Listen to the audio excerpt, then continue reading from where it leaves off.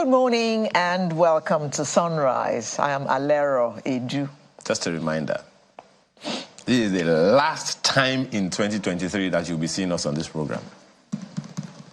My name is Ayo Makine. Good morning and welcome. And today's date is?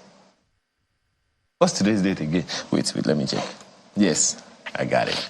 December 30, 2023. I promise you, no other episode until next year. I promise. I promise you. No other episode of Sunrise on Saturday morning. Until next year. No other. I assure you.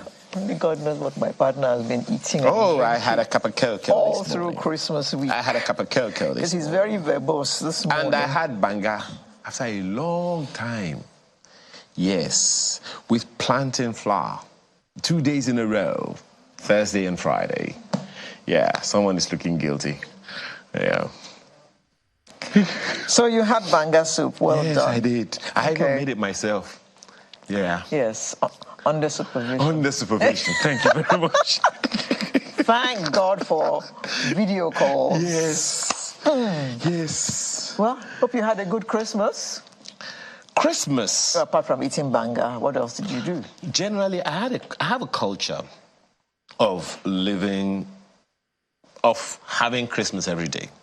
Oh, okay. By that I mean not waiting for any time to celebrate anyone. So Christmas would come naturally to me. Don't know about you, but me, it comes naturally. So it's a part of life, it's a way of life.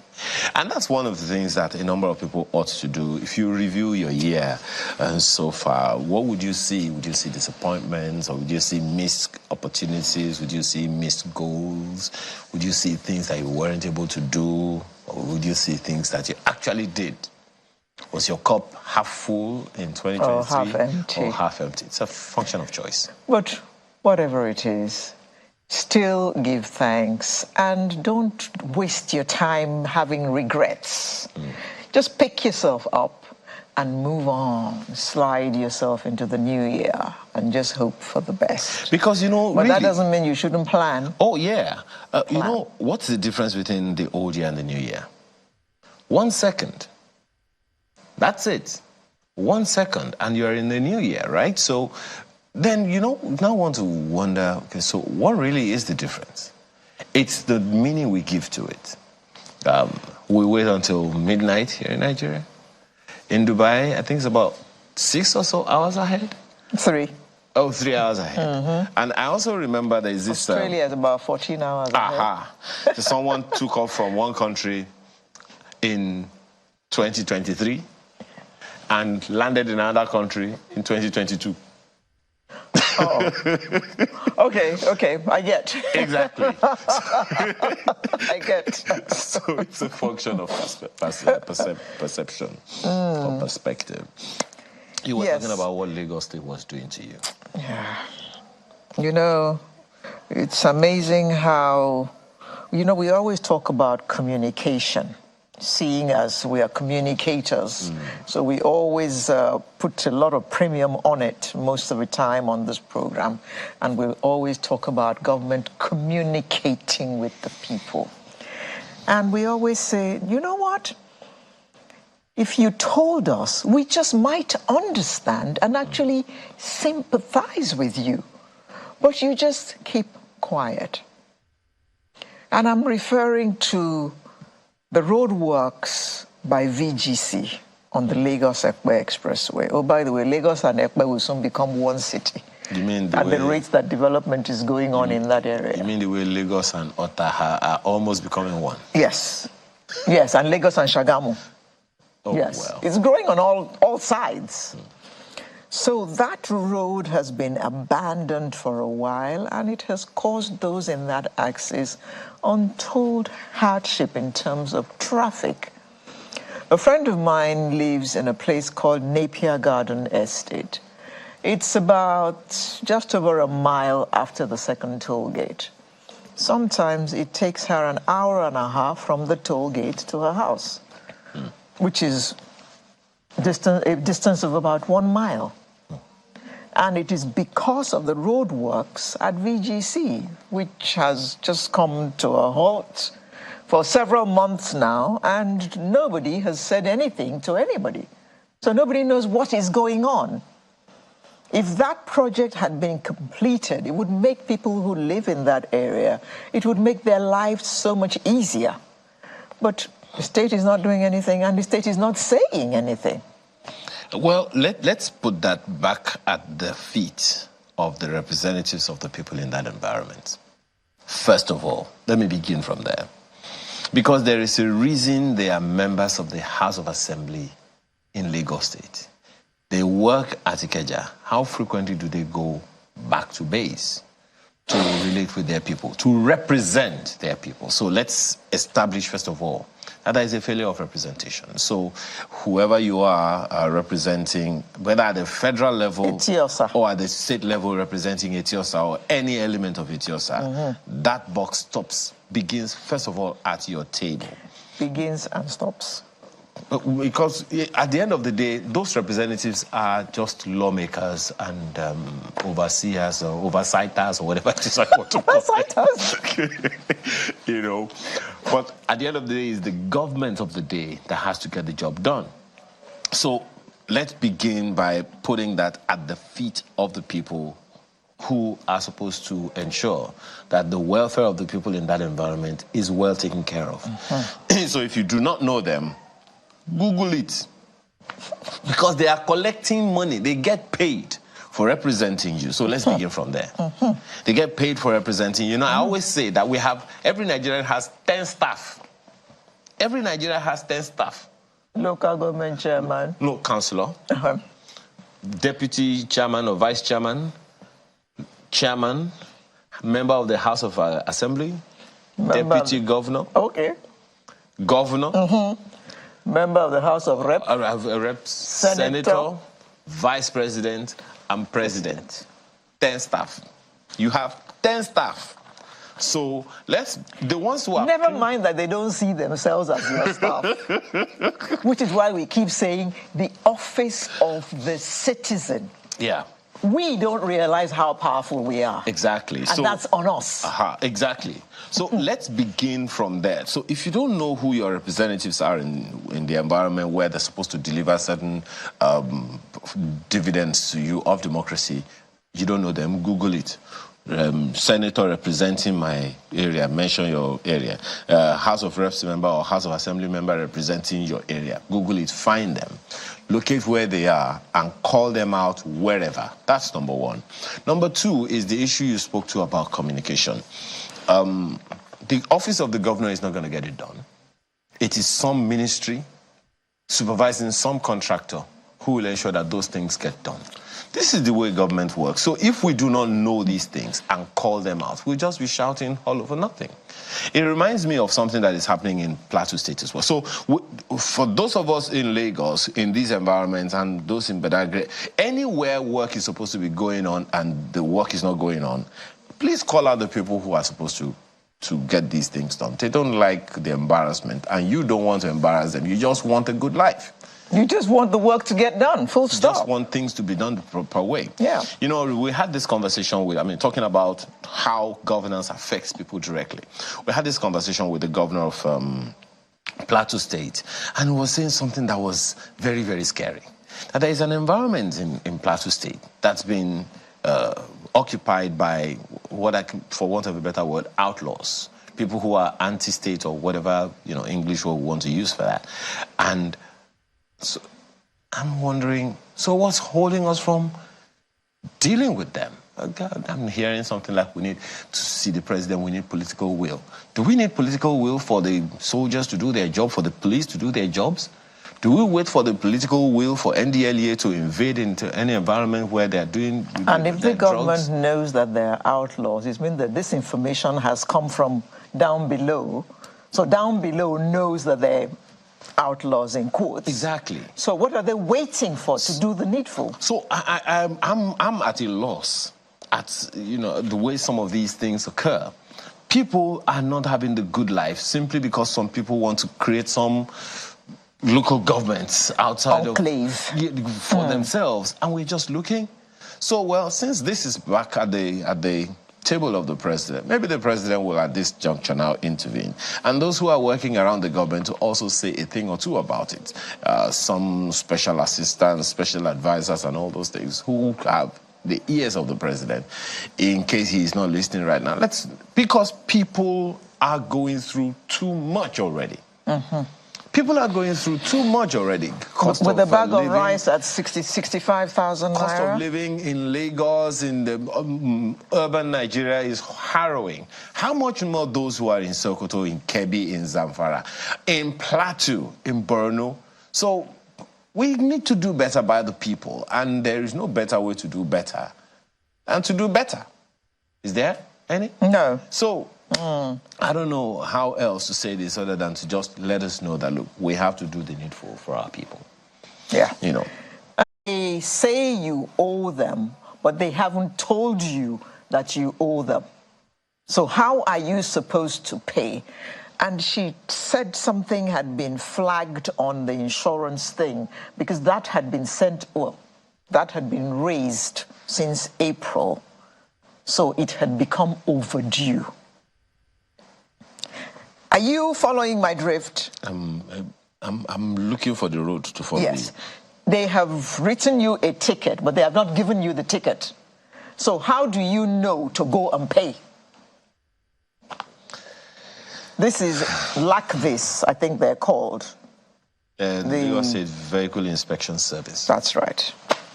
Well, so they raise your ticket and they put it in their drawers, and they expect you to know that you owe them to come and pay. I know that they have a system of sending you text messages. They didn't send Jack to this person. I'm just saying that normally, I mean, that ought to be whatever happened to that system. A number of people. And I recall they also used to send reminders. Yes, yes. Those apparently don't go out anymore. They book you, they don't send you the booking, so you know that you owe. I think it's just as someone's whim. Just wake up one day and say, okay, let me do this today. And then another time, you just go to sleep for as long as possible. You know, the scary part of this thing is that the trust gets, depreciated more. How do I mean? So, you know that this fellow is already flagged, as you say, to the tune of X thousand naira. Now, you don't call the person out or anything. You wait until you catch the person, quote and unquote, on the road. Thankfully, it seems like they don't catch you on the road now. They wait for you at their office. Yes. They will come and renew. So when they now renew... If it takes them 1 year, we're here. We're waiting for them. That, I don't know how sensible that is. Sincerely. I don't know how... Because people, especially in a city like Lagos, Abuja, Port Harcourt, people are extremely busy. Cost of living is rising by the day. Everybody is looking for every opportunity. People have to hustle more to make ends meet. And you just sit in your cocoon and just wait that they're going to come. And then sometimes when you get to that office, oh gosh, Oyinbo is smoother sometimes. Because all of you are there at the same time. Everyone is there at the same time. Because you haven't been told that you owe. I don't know which one is even better. Is it Jankara, Idumota, Oyinbo, Sabongeri Market, or Hariaria? That is... Because that place can get rowdy sometimes. So it's all us, okay? All of us just have those responsibilities, things that we need to do to make our nation better. Because see, at the end of the day, what goes around comes around. If you do it, I mean, it's one of the crazy things that I was listening to radio yesterday, and somebody actually, one announcer asked that question. Is it really true? What goes around? Does it really come around? Oh, yes, it does. Okay. Only it will come back higher. Like fuel price. Does it really come back? Oh, it does. Right. It's like what you sow, you reap. That's essentially the long and short of it. Okay. What you sow is what you're going to reap. Someone somewhere is going to sit down and just say, look, you know what? for whatever reason, they will just do something to you, and it will remind you of something that you did to someone else. I mean, people complain about security men, they complain about our officials and all of that. We spared a thought for them, on the program last week, and yes, it was, yes. Throughout the week, we also tried to do that. So all our thoughts are with all of the people who have to do things when, we are sleeping with our two eyes closed. But then our responsibility just doesn't go away. And our thoughts, while we're talking about thoughts, our thoughts go to the families of those who were killed in Plateau on Christmas Eve, of all days. On Christmas Eve, our thoughts are with you, and we condole with you. And our thoughts also go to the people of Ondo State on the passing of their, now former governor. And that of the family of former House of Reps Speaker. Dalina Abab. So what are we doing today? Well, we're going to be talking about the leadership gap which we noticed in 2023.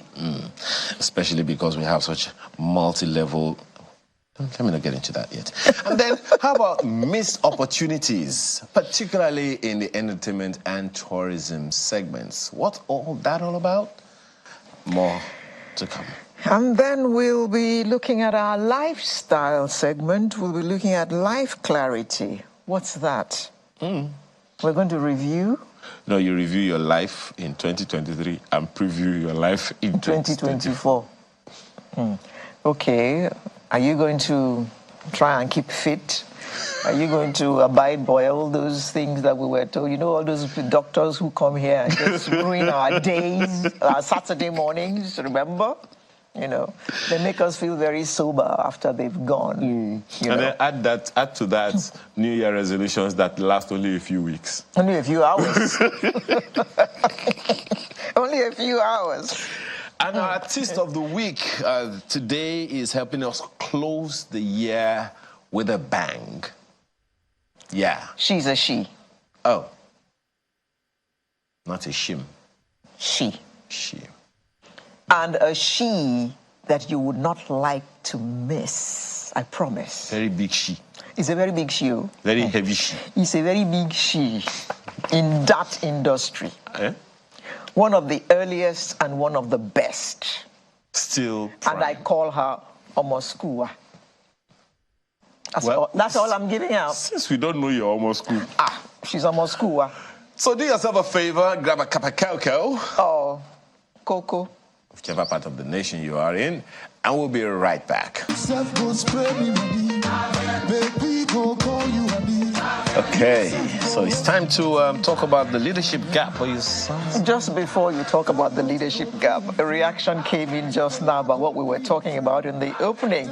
I had a worse experience, this viewer says. My old Mercedes-Benz, which was sold as scrap a long time ago, got booked for a traffic offense a few days ago. I got a reminder yesterday saying because of the festive season and to help Lagos grow, I should please go and pay for the so-called traffic offense. Otherwise, my vehicle would be impounded. Let them go and retrieve the carcass of the car from the junkyard. Oh, God. You know what this sounds like? There is a need to revamp the entire system. The one that is in the junkyard gets a reminder and gets a ticket. This person whose car is still on the road, who has been booked, doesn't get a reminder and doesn't get a notice that they've been booked. Wrap your head around that. No, I can't. I won't even try.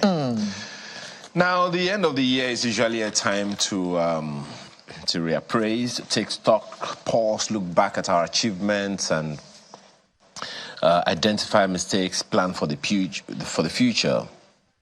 We've got some things to cheer about as Nigerians in spite of our multitude of problems. Isn't an exaggeration. So consider we are one of Africa's largest economy. Right now, we are the best practice example of an African election and occupying many known leadership positions in the international arena.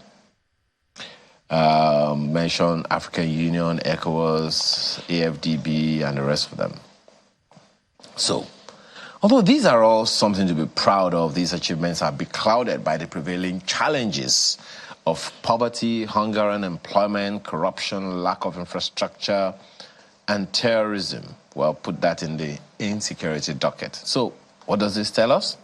It tells us that we all know what the problem is, that Nigeria has for long been plagued by the lack of the right leadership, and at various levels, I dare say. So let's have a conversation around this with two gentlemen at this moment joining us. Dr. Joseph Ochongu is the Director General and CEO, Institute for Peace and Conflict Resolution in the Ministry of Foreign Affairs. He joins us from our Abuja studio. Good morning and thank you for joining us, Dr. Ochongu. Good morning. Please, delighted to be present in the studio, Channel Studio this morning. All right. And we also have Dr. Toye Shobande, who is a strategic leadership consultant, join us virtually. Thank you for joining us this morning, Doctor. Thank you. Good morning. Thank you for the opportunity to be here. Yeah. So let's begin with you in our Abuja studio, Dr. Ochongu. Dr. Ochongu, you know, the challenge, one of the major issues a number of people have pointed to as beclouding our progress is that of insecurity. And insecurity is usually local, as some people would say, and it's usually a function of one misunderstanding, misrepresentation, or the other. Now, it would be expected that political leadership and whatever else is there would have helped us to navigate all of these. How would you say that we have fared in that regard in the year 2023?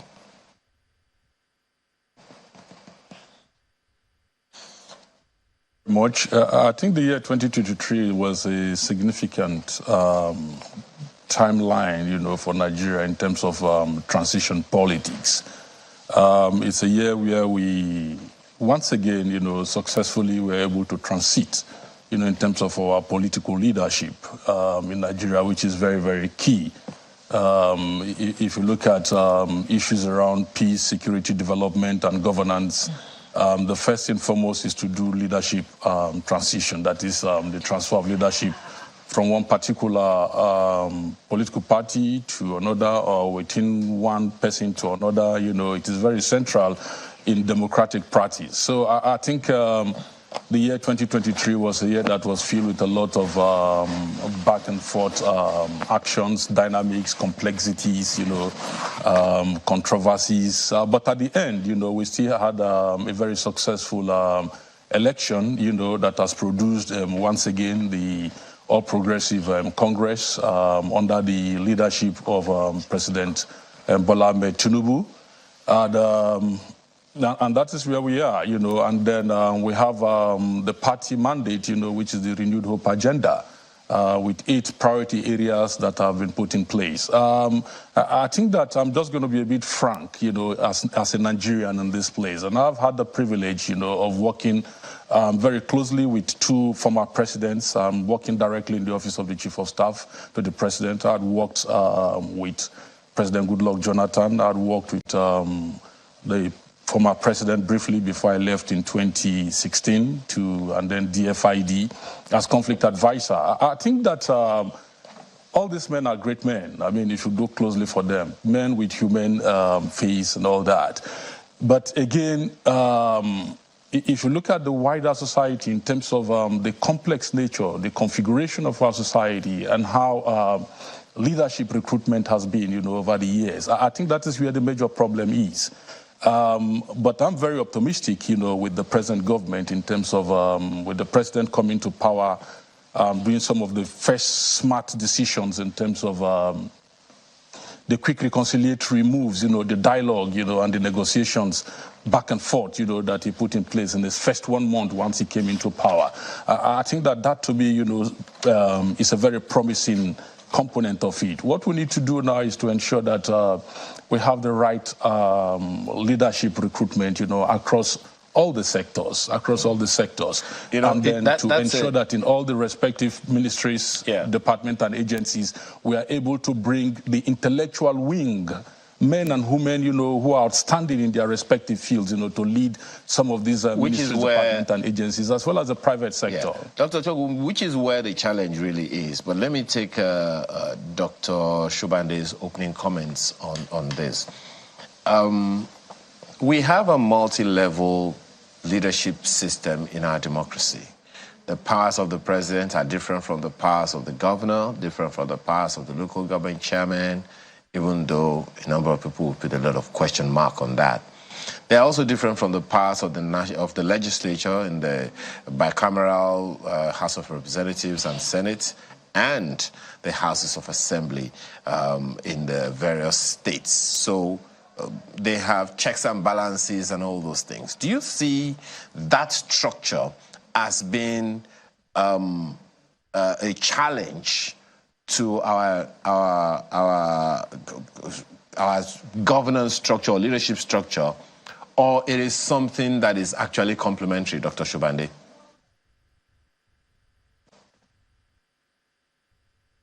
Well, I'm sure we'll get him back. So, well, Dr. Chogo, I wanted to take you up on that. Oh, okay.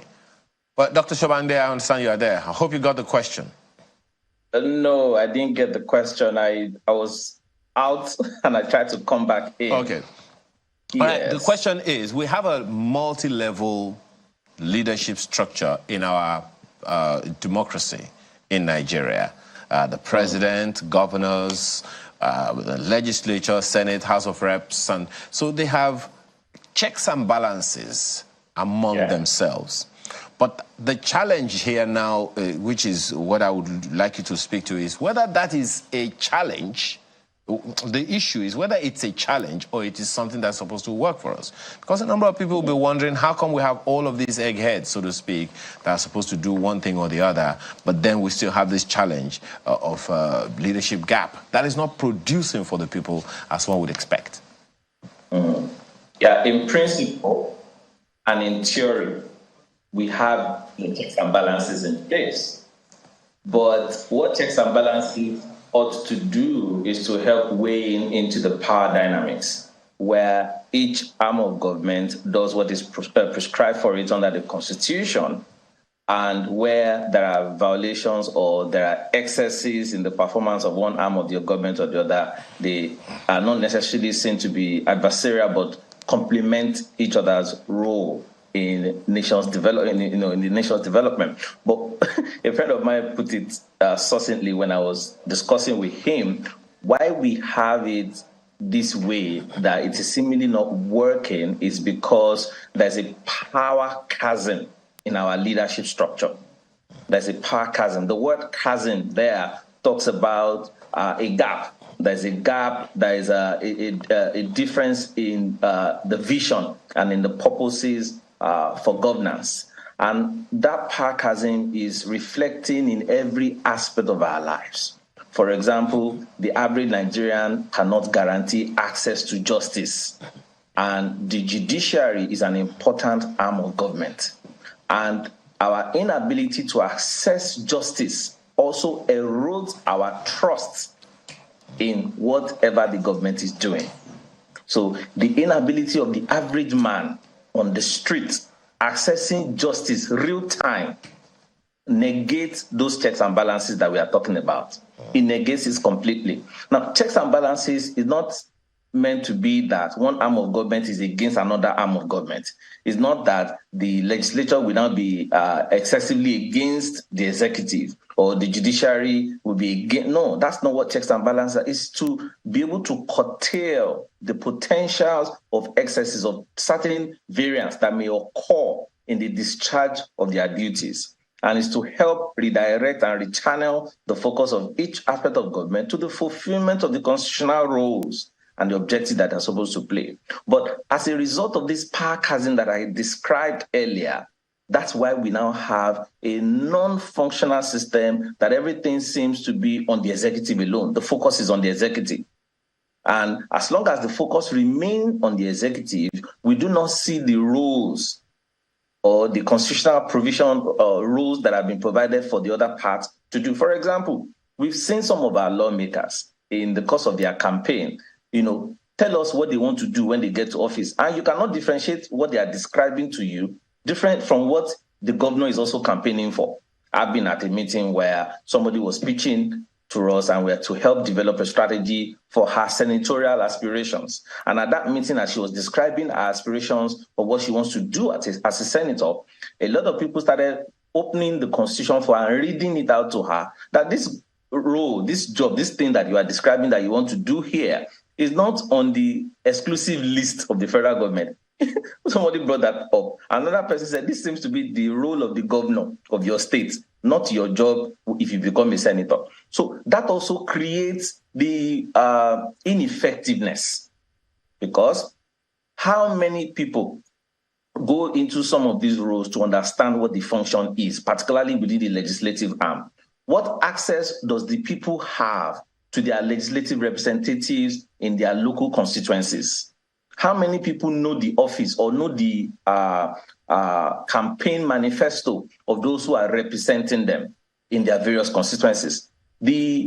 Also, again, you remember that the local governments have been rendered moribund completely, so that development has not been localized. Everything has been centralized either at the level of the state or at the federal structure, such that no matter what either any of the governors or the presidency is doing towards development, people cannot feel it at the lowest level. Let me give you an example. There was an executive pronouncement during this Christmas break, about 50% in the cost of transportation for people going on holiday. And we understand that the Railway Corporation even went forward to declare that the price for those who are going to be going with the trains will be completely free. Now, Nigerians were excited about that. Come to implementation, they were about to buy the tickets online and there were no tickets available. There were no tickets available for people to be able to buy. But however, there were tickets available by quote and unquote the railway officials selling it under the black market scope. The process for even buying the ticket online. So policy initiative is not our problem. Developmental initiative is not our problem. When you trace it down from the top to the last person on the street, that is where the power chasm exists. I don't know whether I'm able to answer your questions clearly and convincingly. Fact. Okay. We've since been joined by Mrs. Juliet Biniti, who is a Director for Programs and Senior Facilitator at the Institute for National Transformation. Good morning and Merry Christmas to you. Merry Christmas, compliments of the season. Yes.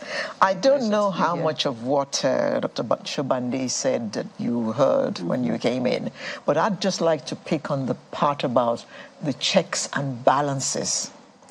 How well do you think these checks and balances are working when we hear when a government leaves office, for instance, he has gone with all the vehicles that were given to him, he has raided the treasury and gone away with all the state money?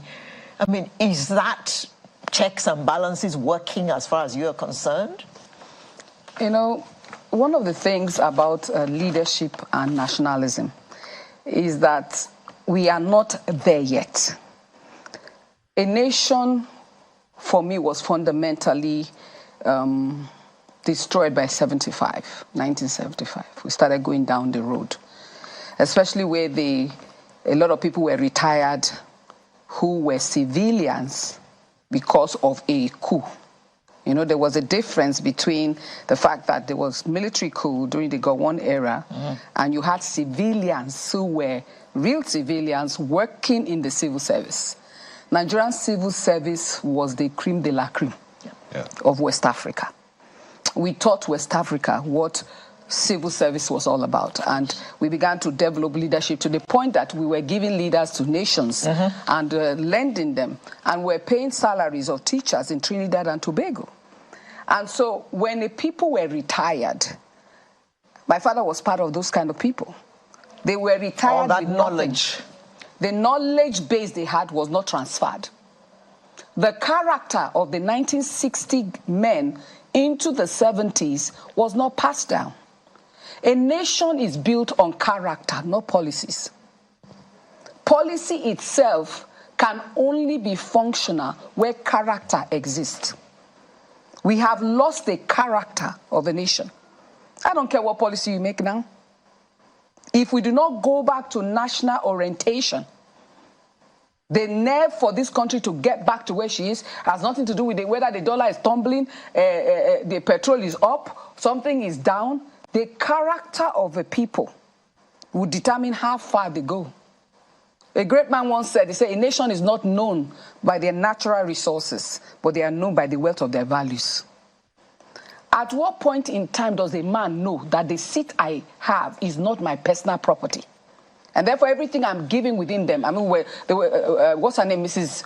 Michelle Obama, was talking about the fact that even in the White House, how they had to take care of their own needs. And there are things that when you leave the White House, you dare not take. President Trump now is in a dilemma like many other presidents because they are putting torchlight on him. Many other, probably, they put the torchlight, probably took a file or two that they said they are not supposed to have taken. Files, though. We are talking about the entire gamut of your office. You grabbed it and took it away. It just shows that you don't love your country. Nationalism, the measure of nationalism, determines prosperity. When our men and women were nationalists in the 60s and 70s, I remember when we were paying the salaries of teachers, it was in cash. Not $1 was taken. These men lived with their means and invested what they had. So what went wrong? The civil service, which is the nerve of any nation in the world, is not a matter of Nigerian issue. It's a general issue across the world. Needs to get back. We need to retrain our people. Lin Kuan Yew said that we needed to retrain, re-educate, reform. He even added we needed to remove a third world mindset from our people to get them to understand.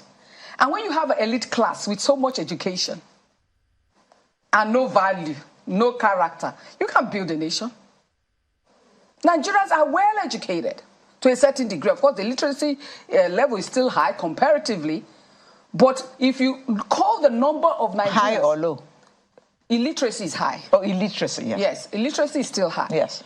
But in comparatively, because we have a population, if you gather all the educated people and abroad, we're still better than many nations. But within our own demographics, we're still low. And so what are we doing? You went to school. You got an education, but you have no values. A nation can never become great by the number of policy documents. It is the character of leaders, whether at a judiciary level, presidential, local level. Why is the Constitution, even with the Constitution we have of 1999, there are basic things that if we concentrate on, we can move this nation a little bit forward while we advance in changing that Constitution because it does not represent us very well. So it's not so much of the Constitution, it's the character of the people, of leadership. And where does that, where do we get that from? Because governance is one thing. Society, governance is a product of the society. Definitely. And the people who are going to be in government came from the society. Came from the society. Mm-hmm. So at what point would you say we lost that one? Because yes. The people that did what you said, you're talking about in 1975, they came from the same society. Yes, but that society had something that we have also lost. Number one, that society had family values. In those days, if you remember, I remember, you dare not come home with things that are not yours. Oh, you can. You just have to take it back. I mean, you know what will happen. Number one, there was family values. And the family values understood that even if we were poor, we had an opportunity to fight for something. Yes. But when you now destroy, like he said, the justice system, you destroy equity, you do nepotism beyond reasonable doubt. Family value begins to shift. Certain families say, this your nonsense that you've been doing is not paying. This is how they are doing it now. Then the next one is the religious sector. Whether Islam, whether it's Christians, have also lost their values. United Arab Emirates prosperity is a Muslim nation. Malaysia is a Muslim nation. Then we talk about the West, its foundation in Christianity. They have even the value of understanding that in office, you dare not do certain things. But we have been preaching to people to get prosperity without character. Then the education system. Because there are 3 levels where everybody is formed. You're formed in the family, you're formed by your religion that develops your philosophy through your theology, and your policies all come from that. Then finally, education is ground zero. What is education teaching? The teacher in the classroom is playing partiality between 2 children. The issue of cheating an exam has escalated because getting an A without knowing why you got it, how you got it, is more celebrated than the process. Okay. Well, so we need to revamp that foundation to get to the dimension we want. And until we do that quickly, because all nations did it, if we do that quickly, the empirical impact will begin to happen with speed. You know, Dr. Chogu, I'm sure you have a thing or two to say to some of the things that you have heard. You began by talking about the various ministries, departments, and agencies of government. Many of them are not elected. In fact, at the federal level, we only elect the president and the vice president, and then the members of the National Assembly, who do not work with the ministries, departments, and agencies, but they have to report to them one way or the other. Now, we do not we don't vote for the people in the ministries, departments, and agencies. But the people who work in those places have to report to the 1 or 2 persons that we voted for, which are the president and the vice president. But they have cultures that predate the coming to power of the president and the vice president, and predate the coming into power of the governor and deputy governor at the various states. How do we line these things up in a way that it will produce leadership, coherent leadership for progress and development for the people? Yeah, I think that the way government work is very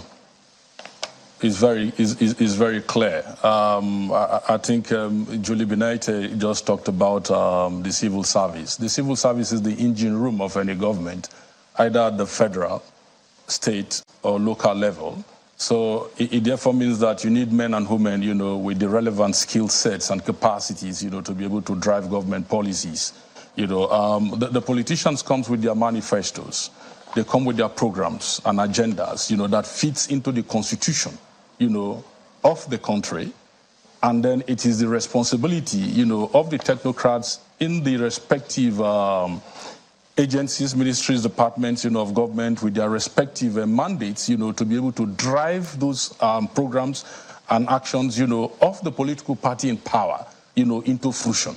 And I think that this is where it becomes very imperative, for things to be done newly. And I'm happy, like I'm speaking to you now, that there is a benchmark, for at the federal level, not at the state level now. There is a presidential benchmark, there is a monitoring and evaluation team, a service delivery unit, of the federal government to ensure, that agencies, departments, and ministries of the federal government of Nigeria are able to deliver, on the programs and actions, of Mr. President.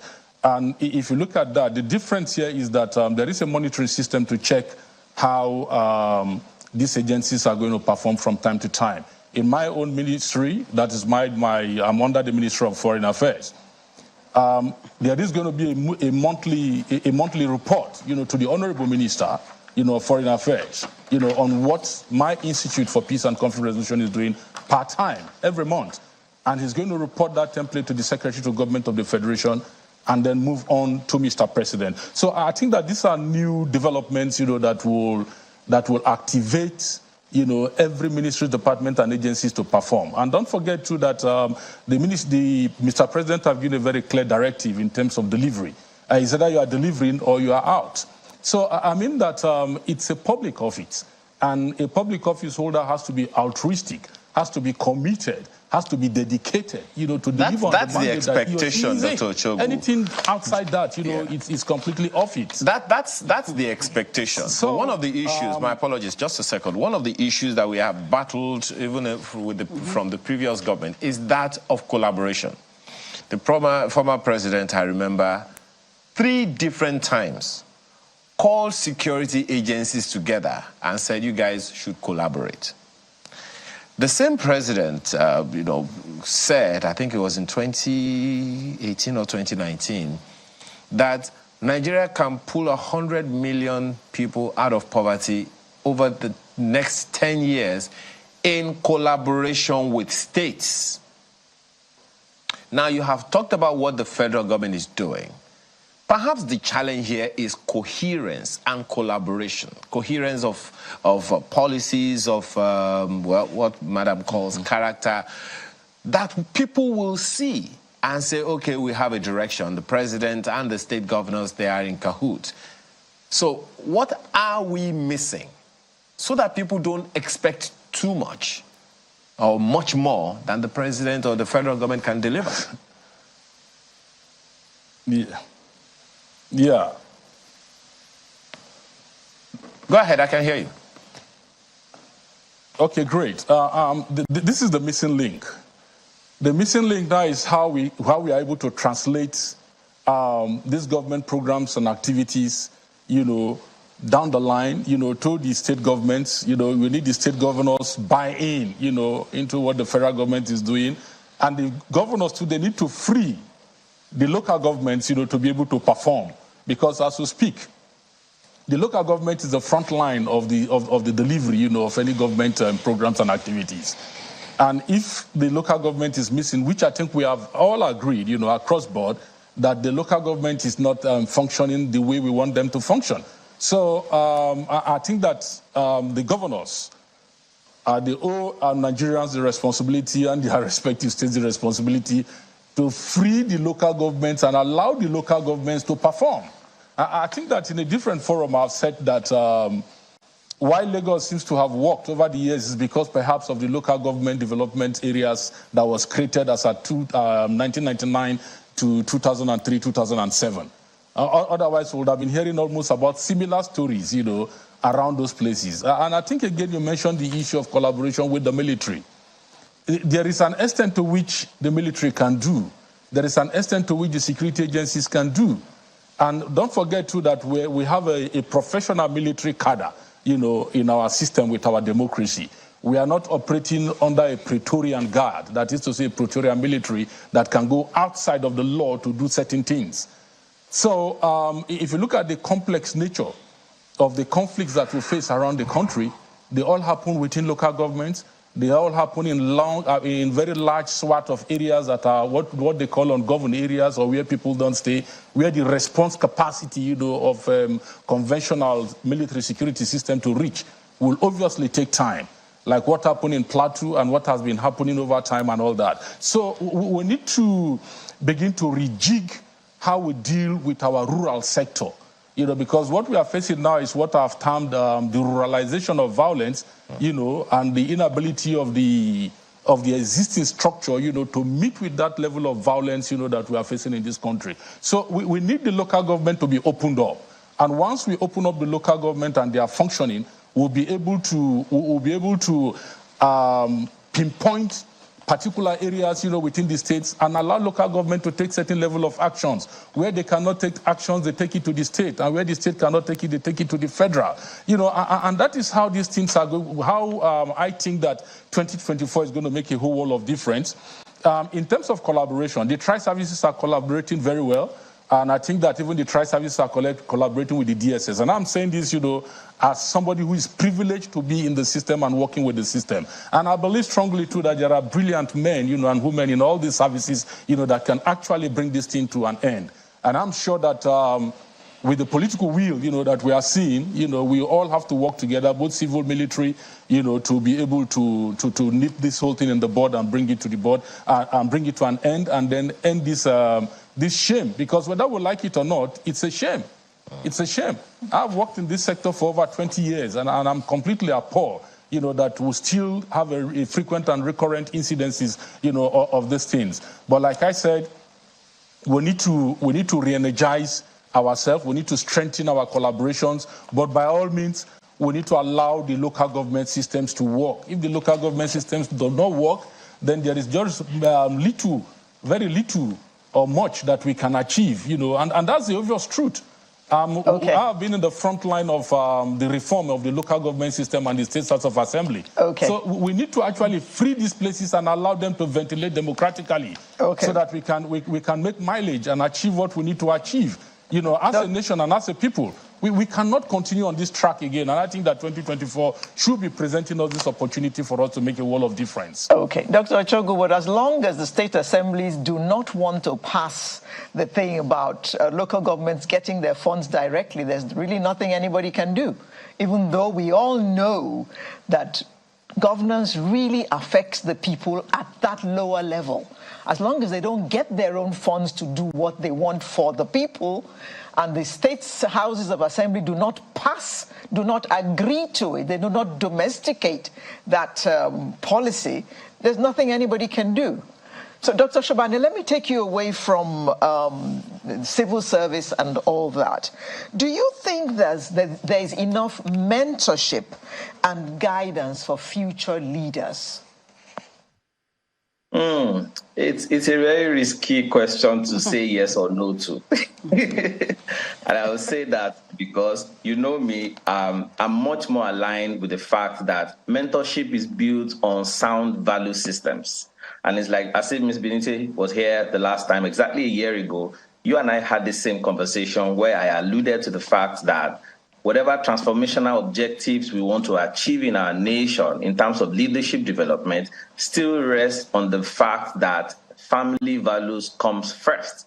Now, to talk about the possibility of having to mentor new leaders, my challenge is this. Why I said it's a bit risky is because the conceptual framework as to how we define governance has been mutilated for the young people to understand. Corrupted. When you sit down on social media and read comments alone, don't tweet, don't post, just read comments alone, you will know how much trouble we have to deal with. The conceptual framework of governance is what we are seeing in the body language of those who are in government today. And that's exactly what people will emulate. There's a proverb in Yoruba language that says, Eshinwaju ni teyin wo sare, meaning the horse that is running in front is the one that the horse at the back runs after, follows, emulates. Is leadership by example. So the question is, like a father figure in the home, the way I talk to my spouse, I'm telling my son how he will talk to his wife when he becomes a man and gets married and have his own wife. It's just as simple as that. If I am very harsh towards my spouse, if I'm very condescending and disrespectful, what I have done is to unconsciously train a young man who will go to school and look down on girls, look down on women, and not respect them. Be harsh, be disrespectful. So mentorship should not only start at the governance level where we want to produce political leaders. Mentorship starts at the home. How am I behaving as a father figure at home? Towards my spouse, towards my children? Am I setting the right examples? When I'm driving on the road, am I yelling at everybody, cursing out on people? I'm teaching the children what to do. One day, our daughter came back from school and she held her phone and, talk, and put off the phone and and the mother and I looked at each other, where did you get that from? And I asked her, she asked me, are you the one who was making a phone call and you were listening? She said, no. I said, no. So we found out that she picked it from school. She picked it from the assistant teacher in school, who will be making phone calls, yelling and shout at people. So we were concerned about the environment. So for us, mentorship is environmental, and it has to be based on sound values. What we have today is that we have education without values that has helped us to successfully produce sophisticated crooks. That's it. Sophisticated crooks. Nigerians are the best in the world. We are brilliant. We are smart. We have the education. The education is not the problem. What it has only produced is a sophisticated bigot. So then there is a problem, if you ask me, Dr. Shobande. Yes, please. You said the problem is not the education. So, but because you said this education produces smart people and all of that. And going by what Madam said the other time. Okay, theoretically. So it leads me to the question that Alero asked you earlier about mentorship. If it is supposed to start from the base, And the children, as you have also cited, will not always only be with their parents. If I have a theory that children in school spend more hours in school than from home. Consequently, we have to find a way to be deliberate in the educational structure. Exactly. What is missing in that department in terms of mentorship? What is missing now is that we have parents abdicating the responsibility of parenting to house helps and to teachers and to television and to Facebook, to Instagram and to TikTok. We have outsourced parental responsibilities to these agencies, particularly social media. You see parents, especially young parents, who say, oh, this child is disturbing me too much. Go and watch TV. Put on TV. Let him watch TV. TV is now parenting the child. So what that stop, you see, our educational curriculum has to change. Exactly. To be very honest. If we want to produce a sophisticated Nigerian with the right values that will bring glory and joy to this nation, it is not the responsibility of the politicians. It's like going to war, and at the point of war, you are learning how to shoot, how to target. It's already late. You'll be an easy target for the enemy. So in terms of national development, when I started, we started with civic education in school. I was in primary school when General Babangida visited my school, and they took a whole week to educate us, to enlighten us how to prepare to receive the president. I saw parents come to school to help us pick, to clear everywhere, to make it good. So I had a fair idea growing up, knowing what governance is by virtue of what we learned in class, that when I enter into a public transport, I should stand up for an elder to sit down. But did you see what happened on social media with Professor Wale Soyinka entering into a plane and a young man refused, and people said he was within his right after all he paid for his flight ticket? That's where the erosion of the values are. So how do you mentor somebody without values?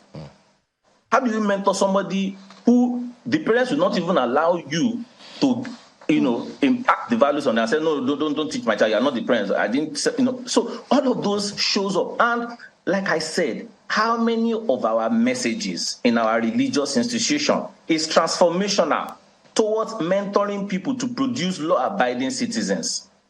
How many of our religious institutions has been positioned towards enforcing our national values, taking the values in our national anthem, in our pledge, using it as a sermon on a Sunday and encouraging young people with it instead of sermonizing on their political views? Okay, Mrs. Benicia, there was something he said which resonated with me. That proverb he gave in Yoruba. It's the horse in front that you look up to. So, if our young people that we're talking about, who are going to be leaders of tomorrow, are looking at the horses that are ahead, today's leaders, how much do you think they are learning when they hear that we're looking for loans to buy SUVs for our representatives? Governors are leaving government house, carrying government cars with them and emptying the treasury, buying houses in Switzerland with money which we're sure is not what they earned by being governors. So if we're looking at those horses ahead of us, what kind of leaders are we going to be tomorrow? What kind of adults are we going to turn out to be? You have answered your own question. Anyway. Oh, okay. But the reality is this. We had a trainee for a particular state, I will not mention, and we're training the permanent secretaries and I think the next level 12 or something like that. And I took a class on time management. So I asked everybody in the class to tell me when they resume on the average. What is the official time of resumption? By the federal government law and state government law, they said it. So when do you get to office? And majority of them get to office like 2 hours late, 3 hours late. So I said, okay, let's do some calculations. What is your annual earning? Remove everything. Let's have the basic. 28 days, 22 days, calculate. Then let's go back to the hourly payments and calculate how many hours of financial thievery that you're already doing. and now multiply that by a year. By the time they saw, by a month, by the time they saw, some of them had, because I was walking through the class, I said, okay, your own is 150K. So you are owing us 150K every month when you don't come to work. On time. On time. And number two, you are actually stealing. And they said, thou shalt not steal. Those who steal will be judged by the God that all of us in Nigeria will pray, oh God of creation, is on our stanza 2 of our national anthem. And so when you have a people who have not been reorientated or gone through orientation, like you said, one of the things that we need to recognize that family can't do much anymore because family itself needs help. So the people that really have the capacity to help family first is the religious sector and education. Education, I call it ground zero. So no matter what background you come through the door of that school, it is ground zero. Everybody should be equal. I mean, I went to a very good, I paid a premium to put my children in a very good school. And I told the teachers that I'm an old school parent. And I told my children, if your teacher reports you, you're in trouble. Except the teacher is abusing you sexually. But any other thing, you're going to be in trouble. Meaning that you must please your teacher. And I told the teacher, if I catch you paying partiality, I will ensure you're sacked in this school. And they knew me. I kept my word. But the reality is that we got involved in the school system and told the school, put your feet down. If it's 7:45 resumption, you give a 5 minutes leniency, and after that, send that child back home. And it happened. Before we know it, everybody was resuming on time.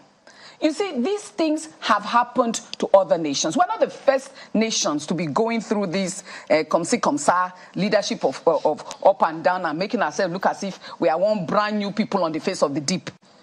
Other nations have gone through this thing, but they had to do national orientation.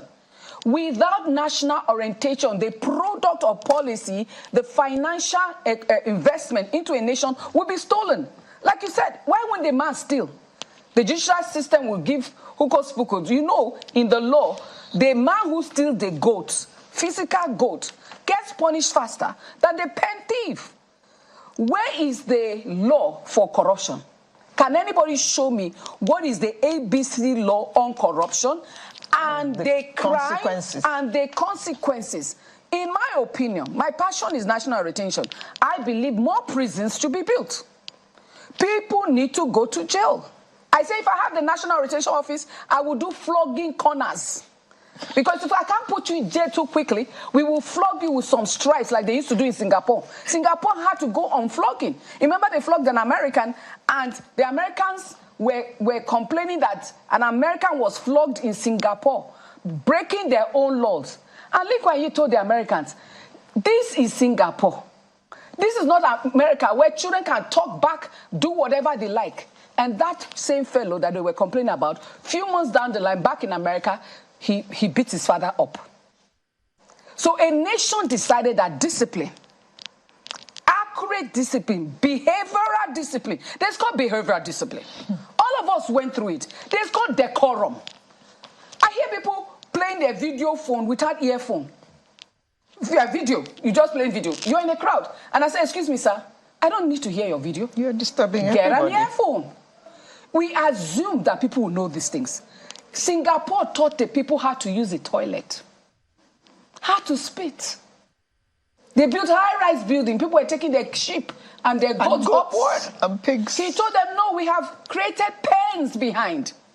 They taught them the basic of life. And African, especially the Nigerian African, actually thinks she's civilized very well. No, many of us are not civilized.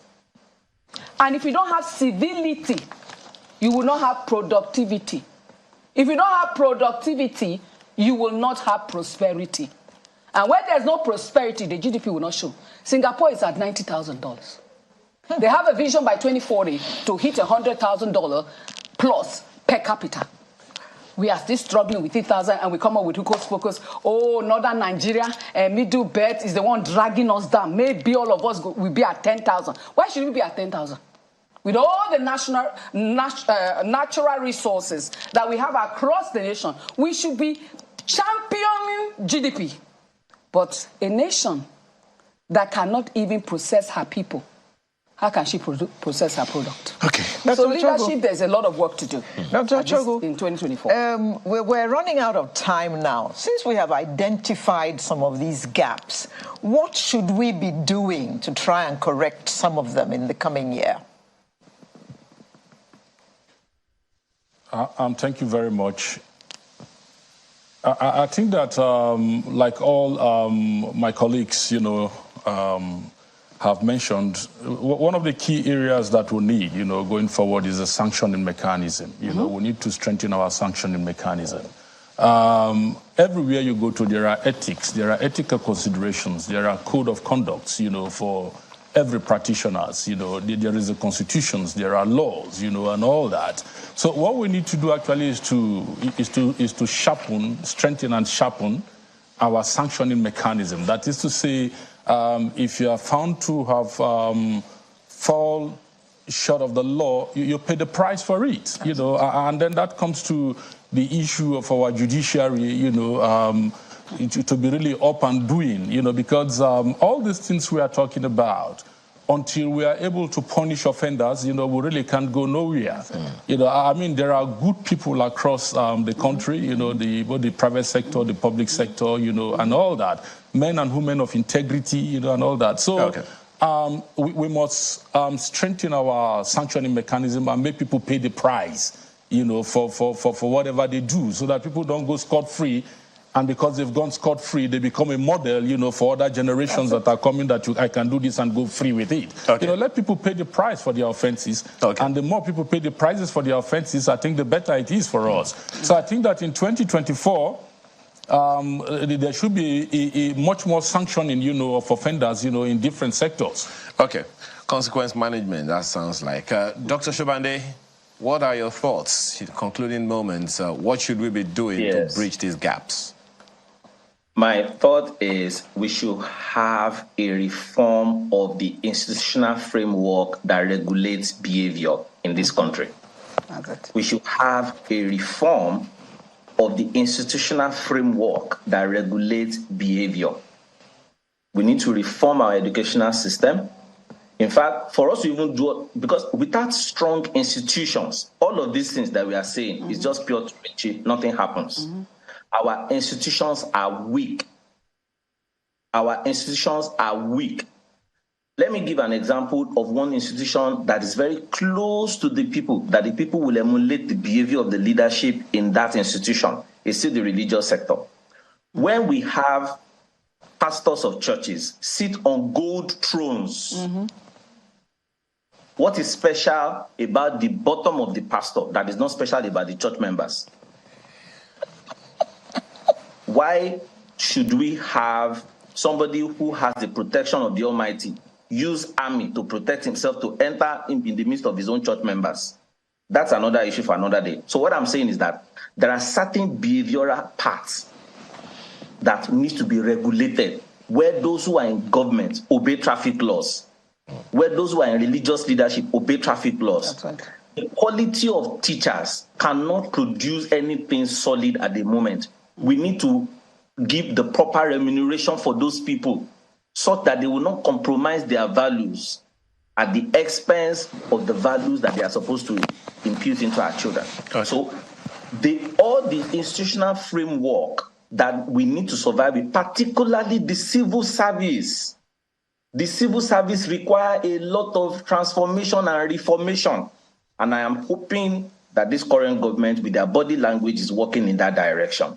Okay. Because if we don't regulate that particular structure, it will frustrate successive governments that comes in henceforth. Okay. We don't have the statistics, we don't have the evidence, but let's look at the major institutions that will produce the appropriate behavior in the citizens, among the citizenry. Then let's work towards that in 2024. Thank you. Madam. Our national anthem is actually a curriculum. We need to transport it to become a curriculum to serve Nigeria with all my strength. That's the pledge.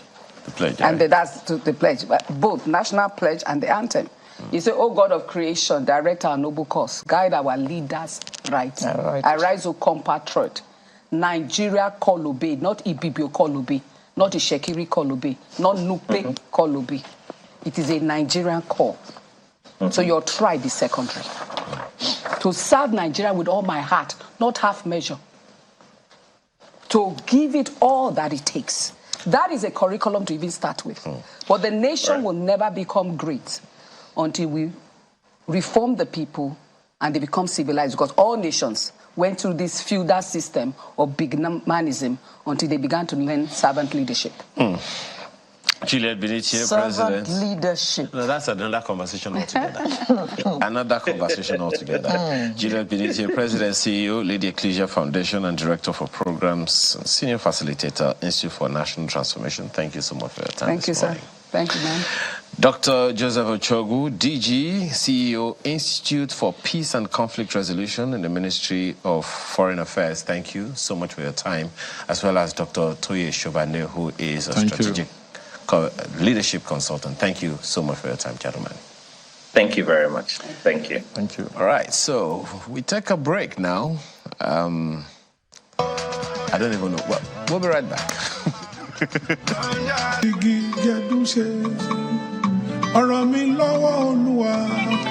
Thank you for staying with us. Nigeria was expected to be the fastest growing hospitality market within a projected 12% compound annual increase from 2019 to 2023. That's according to a projection by PricewaterhouseCoopers. But of course, you know what happened in 2020, and the pandemic grounded a lot of industries, especially tourism and entertainment. So globally, the tourism industry contributes about 10% to global GDP. This was expected to rise in 4 years with significant upward movement in Mauritius, Kenya, Nigeria, and South Africa. Of course, this didn't happen for obvious reasons. So we're going to be having this conversation about missed opportunities in 2023 with three gentlemen, one of them is with us in the studio in Lagos, and he's Yusuf Adekbiton, who is a music promoter and songwriter. Good morning. An artist manager as well. And an artist manager. And then joining us from our studio in Abuja is Malam Yankee. But his real name is Kende Adegbite. Good morning, Kende, and thanks for joining us. Thank you very much. Morning. How are you doing? And joining us via Zoom is Ayo Animashaun. How are you, Ayo? Well, I understand he's not there yet. Stepped out to take a sip of water or something. Oh, or maybe he's just getting his cocoa ready. Okay, Mr. Adegbito. Yes, ma'am. Our entertainment industry is growing. There's no doubt about that. Yeah. But to your mind, yes, ma'am, is it growing as it should? Could we have been doing better? Thank you, ma'am. Our Nigerian music industry today seems to be more large and growth. But if I have to be sincere with you, is not the growth. The standard of the growth is not what I'm even expecting for now. Nigerian music industry for now should have even gone more than where we are now.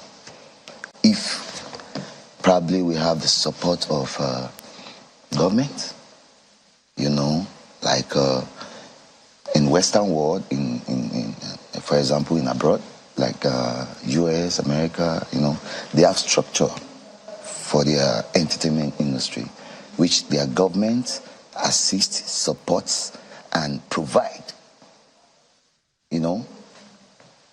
facilities finance, they don't have such problem we used to have here. Here, you have to fend for yourself. You have to struggle for yourself. You have to do everything by yourself to make sure that you achieve your goals and to get to the level that you're actually dreaming to be. I don't know if you get me where I'm coming from. Okay. Nigerian music industry now, we in the likes of Davido, Wizkid, and Burna Boy, Two-Face, The Bunch, they actually tried. They took it to the next level. They took it to the next level in their own, capacity. You understand? They try to take Nigerian music industry to the highest level. You understand? But if you can just imagine that such kind of icons, such kind of legends, if they have something like government support, not them particularly, but for the general Nigerian music industry, not even music industry alone, film industry, entertainment generally. Well, it'll be interesting to understand really what you mean when you say that we need government support. But let me quickly ask Mr. Adigbite. Adekpiton. Mr. Adigbite. Okay, yeah. Sorry, Malam Yankee. Yeah, Malam Yankee. I have this theory that, first of all, let me ask you, from what you know, yes, sir. We have music shows by Nigerian artists in various parts of the world. Yes. We have comedy shows by Nigerians in other parts of the world and in Nigeria. We have movies that are being made by Nigerians that are going far and wide. Yes.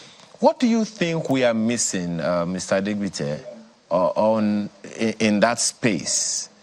Because there's a lot that is credited to Nigerians in various parts of the world. What are we missing in terms of the returns that are supposed to be coming to Nigeria, the economic benefits that are supposed to be coming to Nigeria? Why do you think music shows, for instance, at the scale of O2 arenas and the rest of them are not happening in Nigeria? No, that's from Mr. Adigbite. Go ahead. Okay, thank you very much. Nigerian music artists, comedians, entertainment generally has been self-struggled. Taking, for example, we have international labels that are collaborating with Nigerian artists, signing them abroad. The online streaming comes in dollar, and first it goes to that company abroad before whatever is supposed to be for the Nigerian artists now come back to them. If there are Nigerian companies here that are doing that, do you think the money will go abroad first? The money will remain in Nigeria. Look at Lagos, for instance. Throughout the month of December, it's been events everywhere, shows everywhere. People are moving into Lagos. I was checking flight ticket to go to Lagos, and I saw economy 200,000 naira. 200,000 to go from Abuja to Lagos, meaning something is happening in Lagos. And if this thing that is happening in Lagos happens in December, why can't it be from January to December? Why do we have to wait till December before it happens? Now, you might not blame it all totally on government, but the government should take the larger blame. In Abuja, for instance, if you want to do an event, hardly do you get a venue. You can't get venue. Even for event we did at the Eagle Square, it took almost 2 to 3 months for us to get approval to use the place. You see, but I believe with the new FCT government, Wike, we believe that things will change. So governments need to create enabling environment. We strive on our own to get to where we are. With or without the government, we got to where we are. But what we're asking is, let there be more push from the government. So we can do better. We can get encouraged. Okay, now look at for instance, now the current Minister of Art, Culture and Creativity, the woman, she has been encouraging entertainment. She has just been in office about 6 months or thereabout. But she attends almost every show. She was at the Davido concert. She was at the Shakira concert. She has been inviting us for a roundtable meeting. These are the things the government should do. We are not saying government should just give us money. No. Create enabling environment. Tourism brings in so much money into economy. Look at Rwanda, for instance. Asna is Fly Rwanda or something about Rwanda is on. People are getting to know where Rwanda is. People are taking in dollars into Rwanda. So why can't we do the same thing in Nigeria? We're talking about exchange rate going up and down every day. If people are coming to Nigeria for tourism, don't you think they will not bring Naira into Nigeria? They'll bring dollar. Thereby, our Naira will get stronger. Even Abuja that we have now, there are so many sites, waterfalls, dam. Abuja residents don't even know that those places exist. When you go there, you will not even think you're in Nigeria, talk less of thinking you're in Abuja. And they are just lying there, wasted. Government can partner with private organizations. Oh, look at this dam. Go and develop it. Charge token as gate fee. They will maintain the place.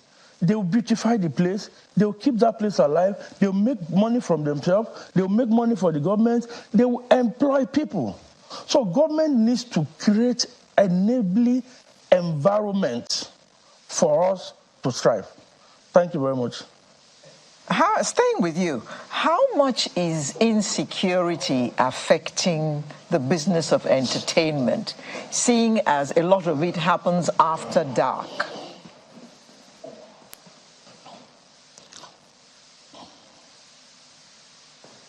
Mr. Debise?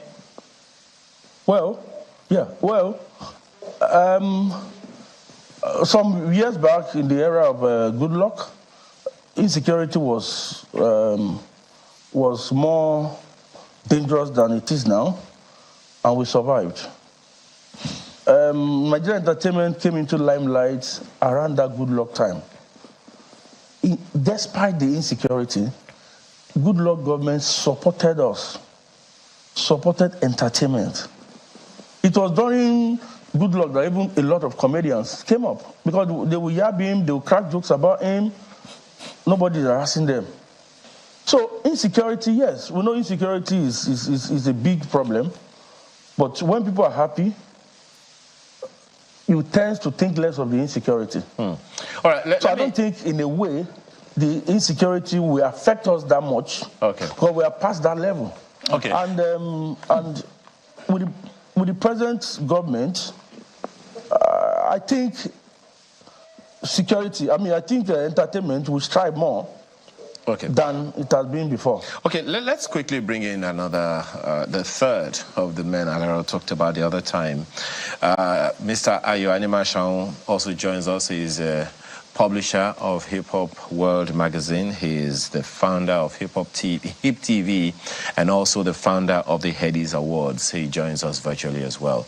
Good morning, and thank you for joining us, Mr. Animashaun.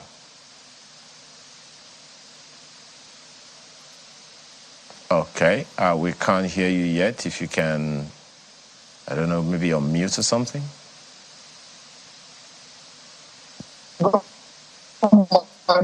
Thank you for having me. Okay. Let's hope that this connection gets better. Can you give us a quick rundown? There are those who reference Nigeria's entertainment industry in particular as being, has come a long way from the 70s and 80s. Back in the day, the focus was more on foreign music coming into the country, and people celebrated. But in the 80s into the 90s, people began to embrace Nigerian music to where it is now. So, give us a general understanding of where we are coming. It's not. Can you hear me, Mr. Animashaun? Oh, okay. It's not too loose. Yes, I can hear you, but I think there's some background noise from your side. Okay. But I can hear you. All right.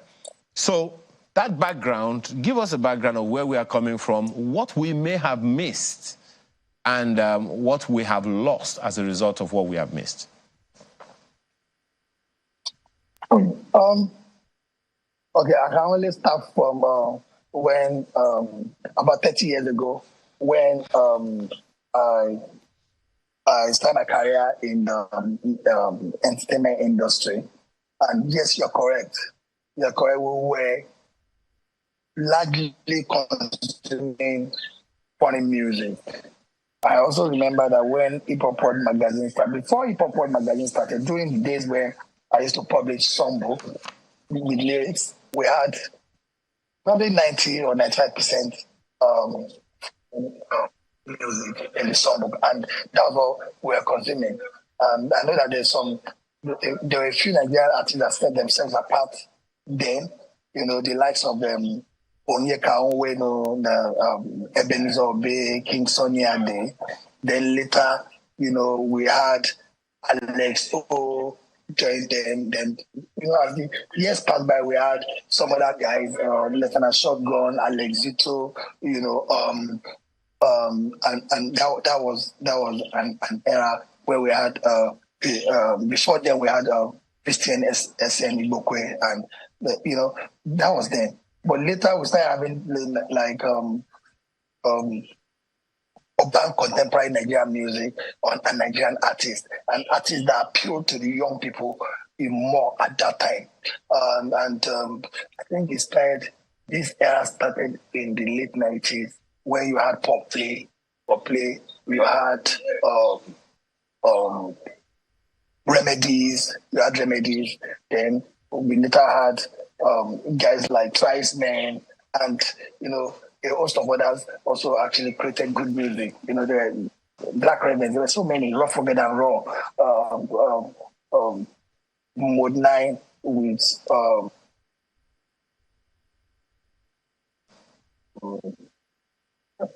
his record label coming on board at that time, and it was really buzzing. And I would say that at that time, the radio station played a role. They had a policy to play more of Nigerian music, and that just changed everything. That just changed everything. I also remember that those days we had the opportunity to travel to some countries, some African countries like South Africa, for example, that they used to have Channel O awards then. And before there was Kora Awards. And Nigerian artists also did very well. They had most of the awards. I remember in 1999, Femi Kuti was African Artist of the Year. Then male, then Brenda Fassie was African Artist of the Year, female. Then Femi Kuti was overall African Artist of the Year. And all the awards then, we had probably almost all of the awards. So half of the awards went to artist. So this didn't just start. It started then, and because our music has always been special, and they actually really we got the entire continent consuming our music, listening to our music, following our artists, following the trend, and now we're taking the world along. So it's been an interesting journey for our music and the entertainment industry. Same with movies, but I can speak more of music. Well, of course, that is my own constituency. We understand, even though one would say that some people also say that music is part of movies with soundtracks and all. But there are those who would also reference from what the 30 years or thereabouts that you talked about, that we had structures in the music or for the music industry. We had record labels that were standard and global. We had A&R. We had all those things. But now it seems like every artist wants to own his own label. How much does that affect the capacity of Nigeria's music industry to contribute its significant quota to the economy? So, music has actually really changed, and the structure of music has actually really changed. And I'll tell you, those era that we had record labels in Nigeria, you may want to go into why they left one after the other. A lot of them partner with Nigerians, and some of us were not like really being straightforward with them, and some of them we chased them out of the country. And later piracy set in. in Nigeria during the eras of like CDs and all that. Artists could not really have they couldn't the parents were making more money than them, and that was the Alaba era. And when we moved from the Alaba era and music became digital, they were still pricing. And now it's being controlled, but the dynamics has changed, and what really changed and how. That a couple of years back, we had more of record label owners that controlled, that literally you have to be signed to a major record label in Nigeria to blow, in quotes. But now you really don't. You have all the platforms that you can actually publish your music, and if it's good enough, you have the right push, then you can get numbers in terms of streaming. And where does the money come from apart from shows? It comes from streaming. It comes from streaming. It comes from the people that listen to your music. Some music just find their way out there, and that's it. So, and why do people try to do this themselves?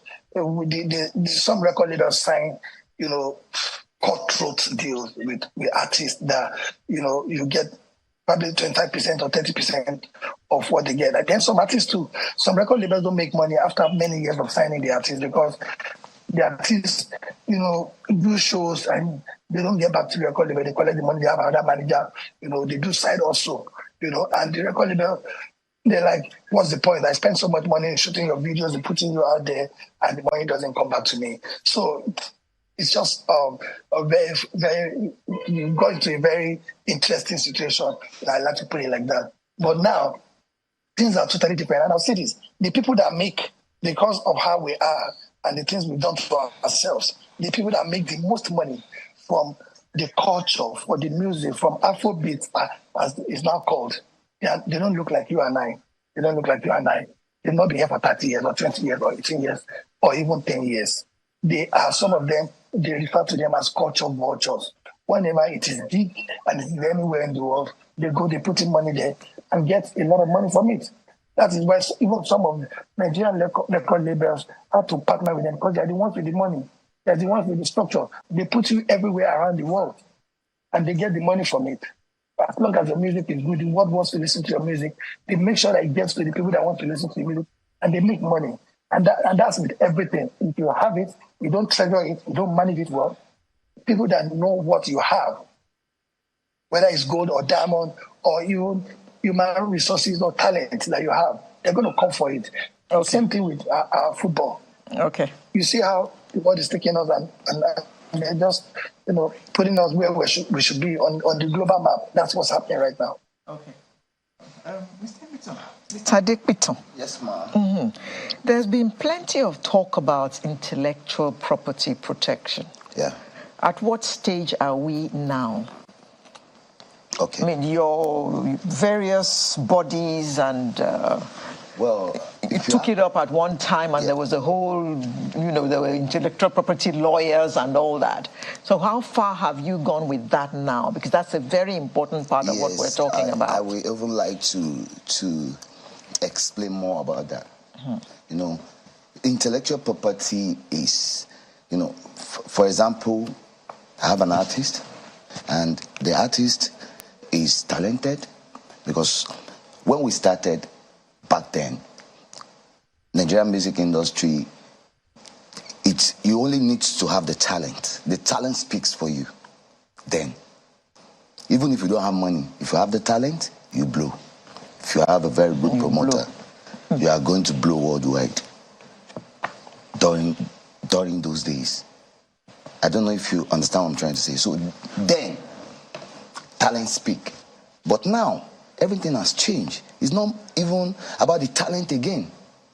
Now, you can just hear one kind, you don't blow.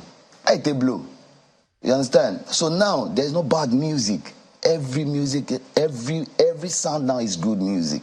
It depends on your system of publishing it, promoting it, getting it across to the masses, either by online, either by on media, either by on streets, clubs. Is that a good thing?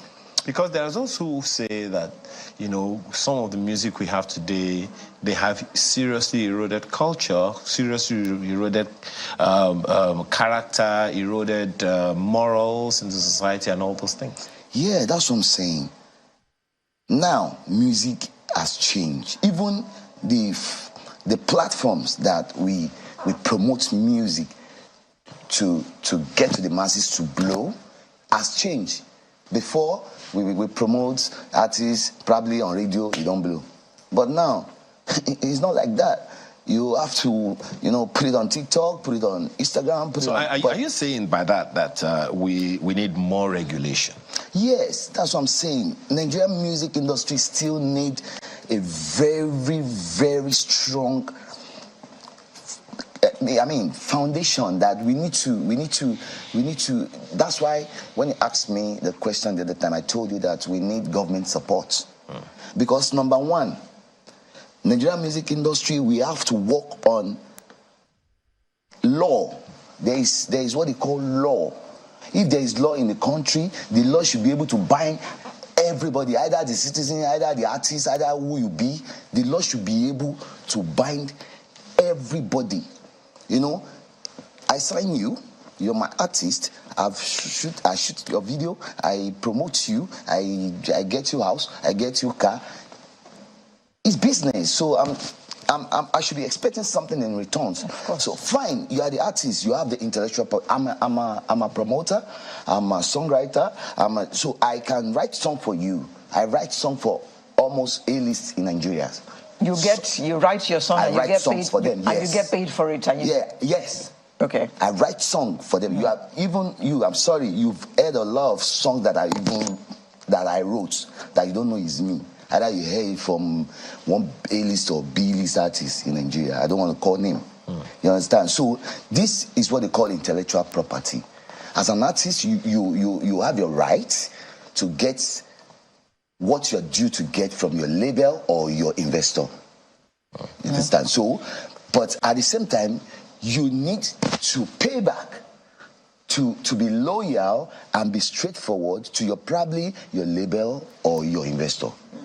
But Nigeria nowadays, artists don't even have that patience. They just want to make use of the investor or make use of the label owner and go away.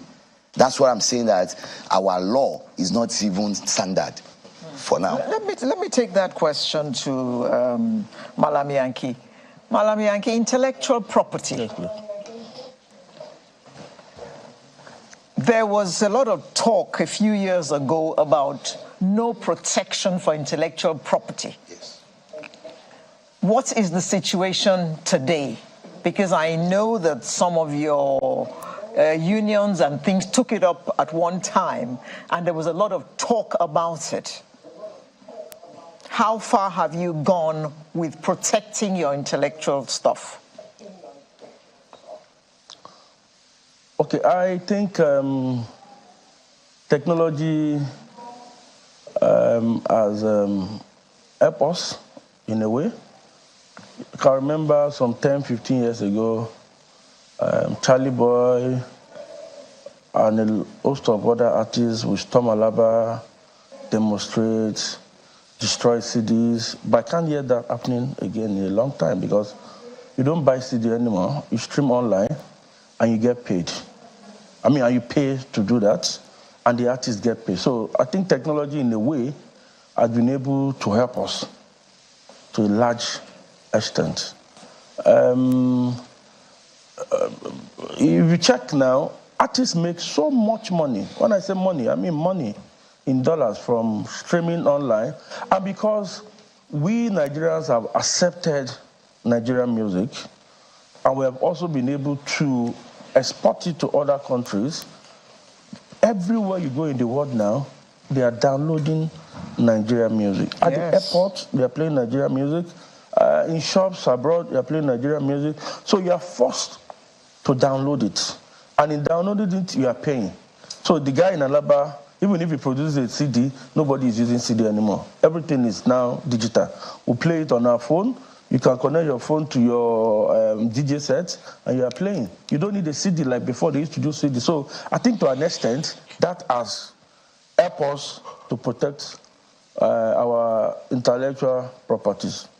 What about the local bodies that were set up to collect royalties for artists? Well, to the best of my knowledge, I don't think any artist can boast of any royalty coming from anybody. What is the royalty they're even paying? The artists, what artists charge in a day and what they were intending to pay them are not even comparable. So why do you think any artist will waste his time waiting for one royalty or the rest? And then the people collecting the royalty are also working as if they are politicians. So why do you think any artist will waste his time going to look for, waiting for royalties when you're making so much money? Whiskey, Burna Boy, they charge over ₦1 billion to perform an event. Why do you think a Whiskey would now be waiting for royalty? So I think we are past that stage. Nigerian entertainment has passed that stage. Nigerian entertainment, we Nigerians have been able to embrace our music and export it to the world. So we should also do the same thing to tourism. Let us accept our culture. Let us accept our country. There are so many places in Nigeria where if you visit, you will not think it. Let us accept our own first. Let's accept our food, and then let's exploit it and make more money. Incidentally, when you talk about tourism, a few of our colleagues, in fact, 2 of our guests who are supposed to join us this morning, happen to be right now in Calabar for that annual tourism. But, let me take you up on this one before I come back to the studio here.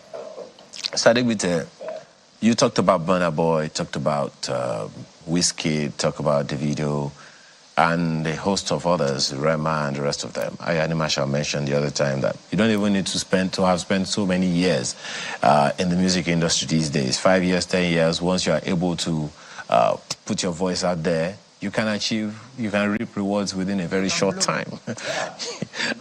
I run away from using that word blow because, it brings up something else entirely. So the point that I'm trying to make there is these guys organize shows all over the world. And you mentioned it the other time, that they earn their returns in dollars in foreign currency when they have these shows from all over the place. Burna Boy, we understand, had a show recently and some people were trying to play funny with him.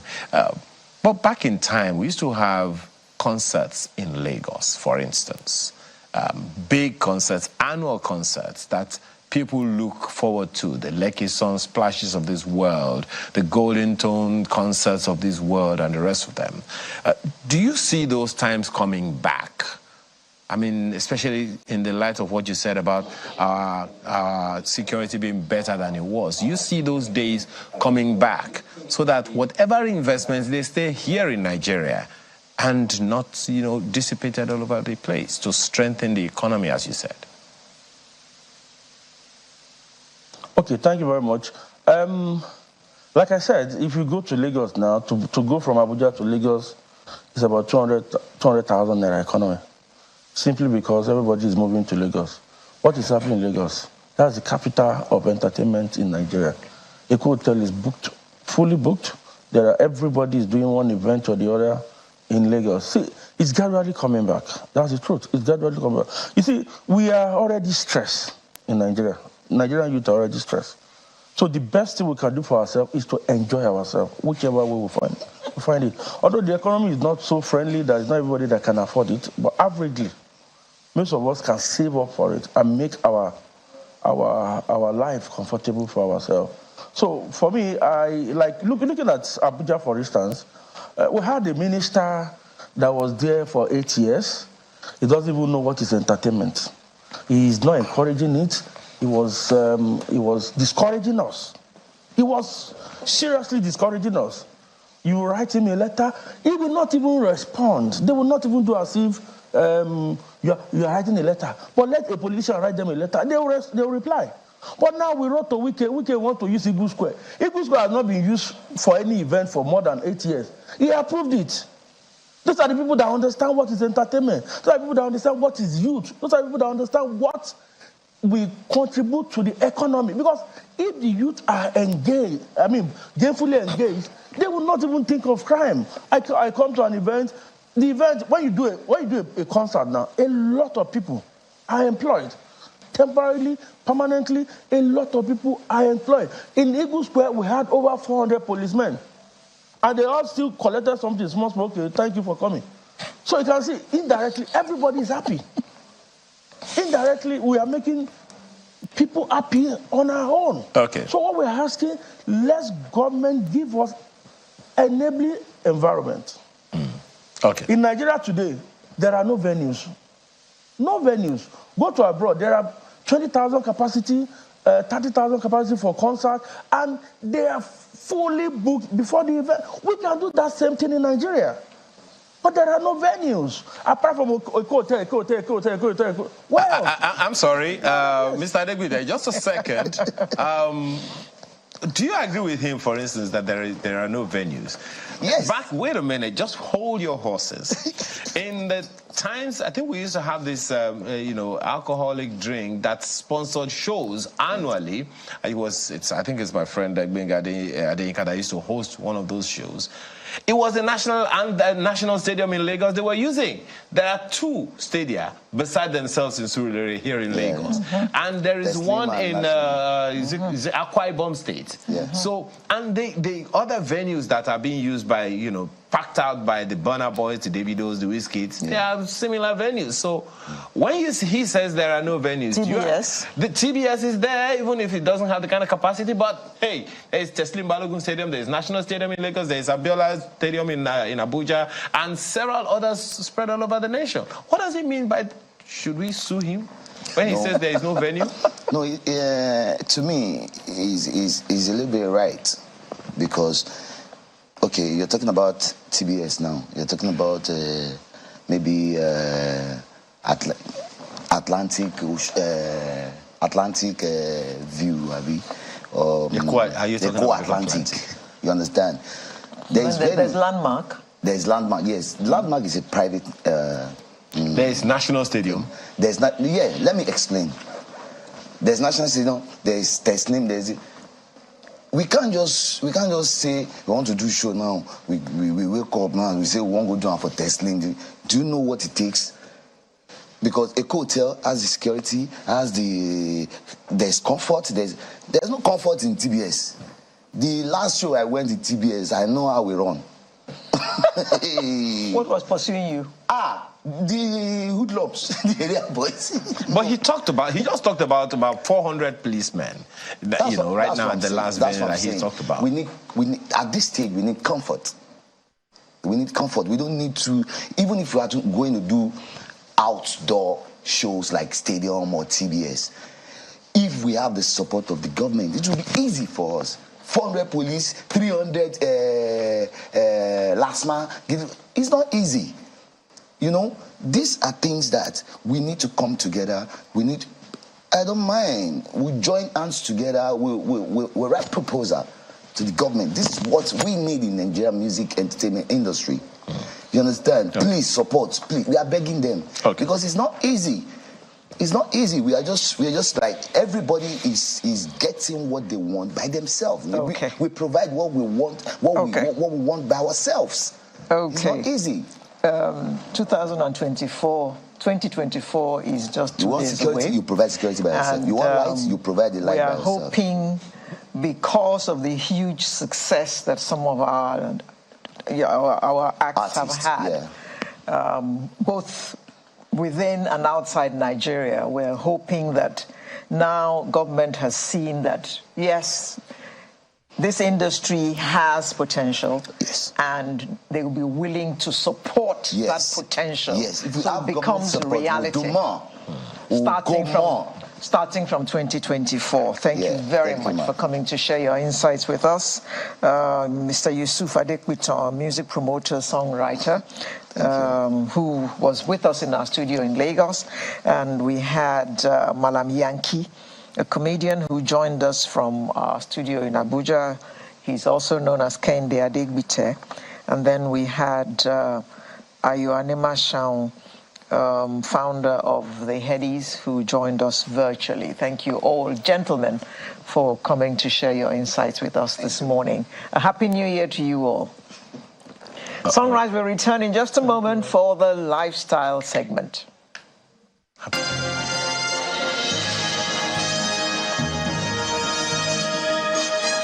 Keep your head up high and standing tall. Bring it on, bring it on. Are you ready? No matter how you try, don't you ever. Thank you for staying with us. Are you aware, or rather, were you aware that there is such a thing as life clarity? Do you also know that there is such an office as clarity coach? Don't look at me like that, Alera. Clarity. You have eyes on the side of your head? Clarity. Well, we have a clarity coach with us this morning, who is going to be telling us what all of that is about. She also happens to be Chief Executive Officer, Praise Forward International. Mrs. Mutolani Falabi, thank you for joining us this morning. Thank you for having me. Good morning. Clear her confusion first. What is clarity? Let me look at the simplest term. It's like you wake in the morning and you need to get to a location. Say you need to get to, say, Abuja. Understanding that you need to get to Abuja defines every other thing. Or let's say you're going to Jos. It clarifies every other thing to say, how do I get there? What do I need to pack? Who do I need on this journey?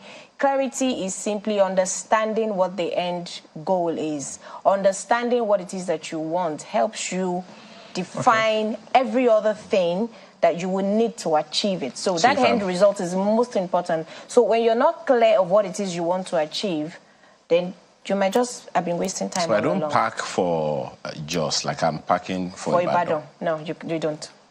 That's simply what it means. Don't look at me. You're looking at me. That's clear enough. Thank you. Now, one of the things that we were hoping that you'd be able to...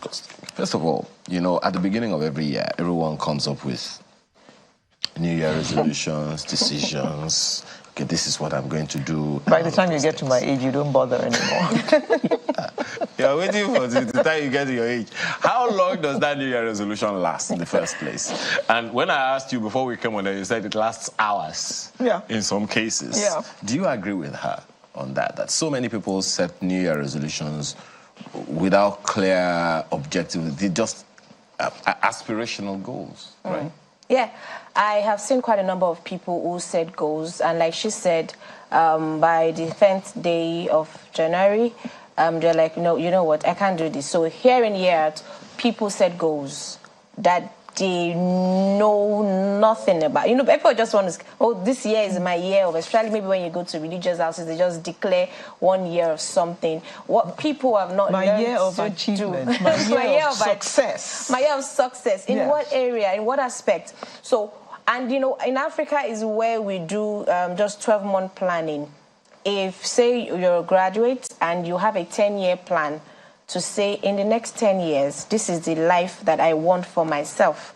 This is where I see myself being. Then you have a 1-year plan, you have a 2-year plan, a 5-year plan, a 7-year plan that would ensure that, you know, that goal is achieved. But without that long-term planning, every year just same.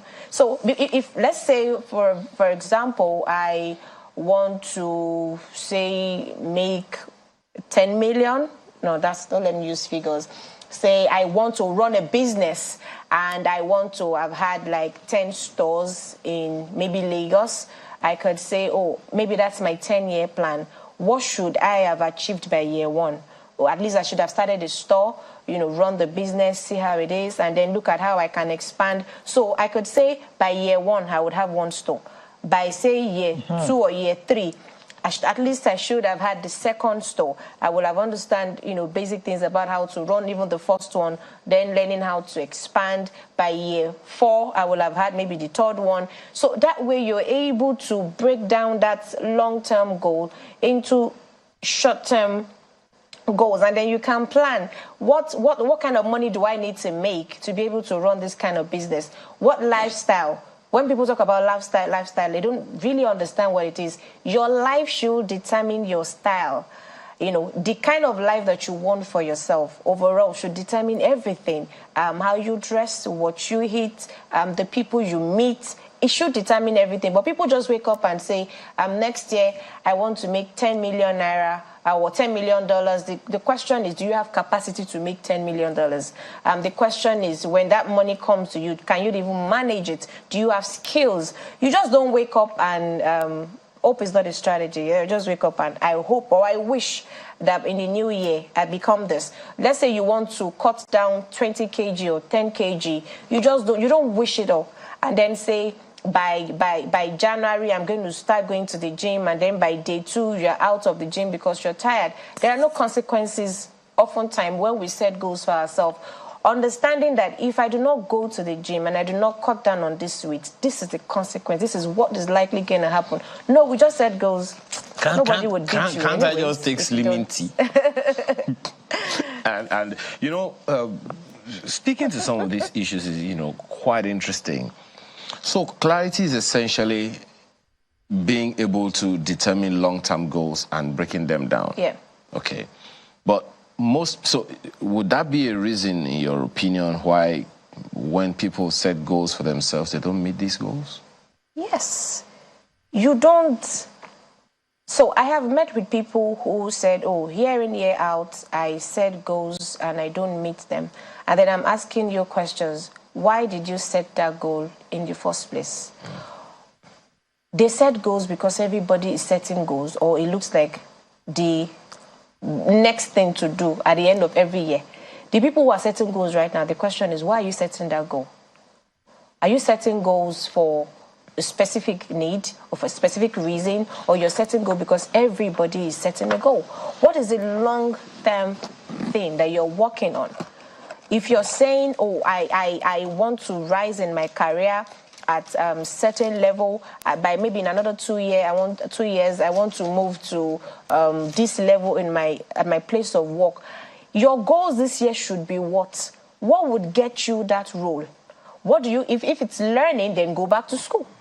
So what your life needs is what should determine your style and your routine and the things that you do on a daily basis, not just you wake up one day. So that's why I said, if the end goal is not clear, if in 2 years I want to, get to this position at my place of work, what do I need to get there? That then determines the things that you begin to do from now. How about? But without that, you would just, There are those who also say that part of the reason some people don't achieve their goals is because they don't even have self-awareness, much less have values to them, the personal values that can streamline them or help them discipline themselves to achieve those goals. Is that something? Is that significant? Yes. People, you want to, I'm going to use a professional angle again. You want to say, I want to be the best business coach that exists, or I want to be the best salesperson. What do you need? What are the values that will drive you as an individual? Values are those things that you need to put in place. Values are those things that would help you achieve those vision or that goal that you have set for yourself. So if you're saying, I want to be a professional, what are the values that should drive every professional in your space? It means that you probably need to be excellent. It means that you maybe need to be hardworking. So there are certain values that you need to set that would ensure that that goal or that vision that you've set for yourself is achieved. You just don't wake up one day and set goals and then just hope that, they will come to pass. A lot of time I don't feel like reading, but I'm in a space where I get to read. It's not because we don't do what is convenient. You do what is necessary, what is needed for the future that you want. So I'm just not reading because I need to read. I need to learn. I need to know. There's constant need for this. You need to be able to take responsibility. I was laying on my bed last night and I felt, I had a very long day. I'm so tired. I need to go to bed. But then I remembered I have not read today. I stood up, I took my book and I read because it's required. as a responsible person for the future that I have ahead of me, it's necessary that I do certain things. And so responsibility would be part of my values, because I cannot say I won't do this because I don't feel like. It's not by my feeling. Oftentimes people give up so easily because, oh, I don't feel like doing this. There's one quote I saw: amateurs do once in a while what professionals do every day. You want to be a professional, but then you want to do certain things when you feel like doing it. No, it doesn't work that way. There has to be a level of work that you need to put in. To buttress that, I'll use my passion, lawn tennis. Somebody asked, how can I become a professional tennis player? And the coach said, you have to hit 1,000 balls every day for 15 years before you can become a professional. Regularly. 1,000 balls every day. Every day is how many for minutes? 15 years. Or hours? Well, just hit 1,000 balls. If it takes you a whole day, it's fine. You can't say today, I'm tired today. I don't want feel to like hit. Then you don't want to be a professional. How about I hit 5,000 in one day and rest for the next 4 days? No, don't even answer that. Do you make New Year resolutions? I do. And do you keep to them? I do. Because what I do is not an annual thing. I have an idea of what my next 10 years, who I want to be in 10 years. So I'm asking, if I want to be this in 10 years, who should I, or what should I have achieved in the next 5 years? What should I have achieved in the next 2 years? What should I have achieved in the next 3 years? So there is a plan. So my year one could be, oh, this year is learning. If I want to be a professional in a field, what I'm doing year one will probably be learning. Who are the people who are already dominating that circle?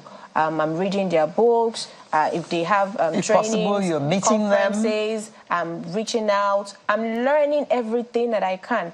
Then I'm looking at how then can I put into practice all the things that I've learned. Because for you to be a professional in a field, it's not just by you learning, it's by how much you have used all the things that you have learned. So by year two, you're then maybe networking. What are the meetings that are out there that these people who are in my field are in? So it has to be, like I go back to, it has to be a long time. You can't be year one, the next year, it's my year of prosperity.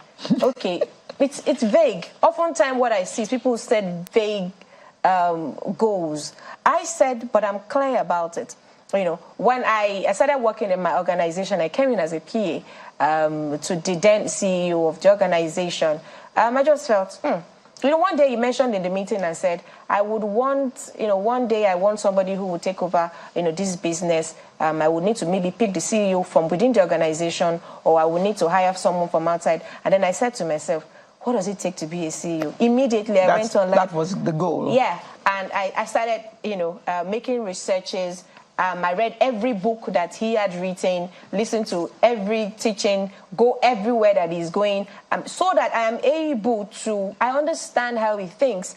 I can teach what he teaches. Of course, his person comes into how he teaches it, but I understand a lot of things. And after a while, I told him, I want you to mentor me 1 hour every day. It wasn't convenient for him, neither was it convenient for me. I was asking 1 hour to just be asking questions. So sometimes he says, oh, I'm not available today. Just send in your question.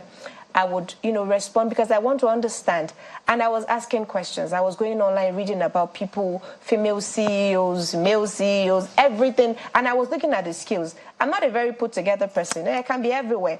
But then I realized that, man, this part of my life I need to learn to be organized because it is needed for the future that I want. So I had to plan and work on those weaknesses and then elevate the strength that I have, you know, figured out with me, taking leadership training, reading books, learning emotional intelligence. How do I get people to, you know, get the job done? Even as I run the organization, there's some certain things that I do not have skills for, but I'm learning. So if I hire you as a copywriter, I might not be a copywriter, but I understand a little bit about copywriting because I have articles, I'm reading about what it takes. So when you give me a content, I look at it and say, no, this is not good enough. Not because I can do better than what I can write, but when I see this is not what I want. This is not good. I don't necessarily need to know how to take pictures or, get videos out. But when I see a good video, I say, you know it. This is good. This picture is blurry. So it has to be intentional. So when somebody would be needed to run the organization, I'd put in the work. Some people say, oh, you're lucky. No. Yeah, maybe, but I put in the work. One of the things that a number of people would reference in the year gone by, ending tomorrow, is the economic challenges that came with it, and which is responsible for a number of setbacks that some people have had. So on the one hand, you're saying that, one of the reasons that people's goals don't get attained is because it's too short term. Some other people will be saying, look, last year, even if I didn't achieve I achieved 50% of the goals, but this year I'm only able to do 10% or 15% or 20% and all of that, simply because of certain setbacks occasioned by economic challenges. How significant is that in the mix of what people are able to achieve or not able to achieve? And how do you think they can scale up from that in the year ahead? Sometimes we do not have control over certain things, and these economic challenges could be one of them. One of the things that I have done is to look at what the economic situation would be in coming years, so that you're able to plan ahead. So it doesn't come and you're like, oh, I didn't know this was going to happen. But let's say peradventure this had happened. You still earn the same amount of money, but your salary can no longer foot the bill or can no longer deliver on the things that it can. People need to learn to cut down.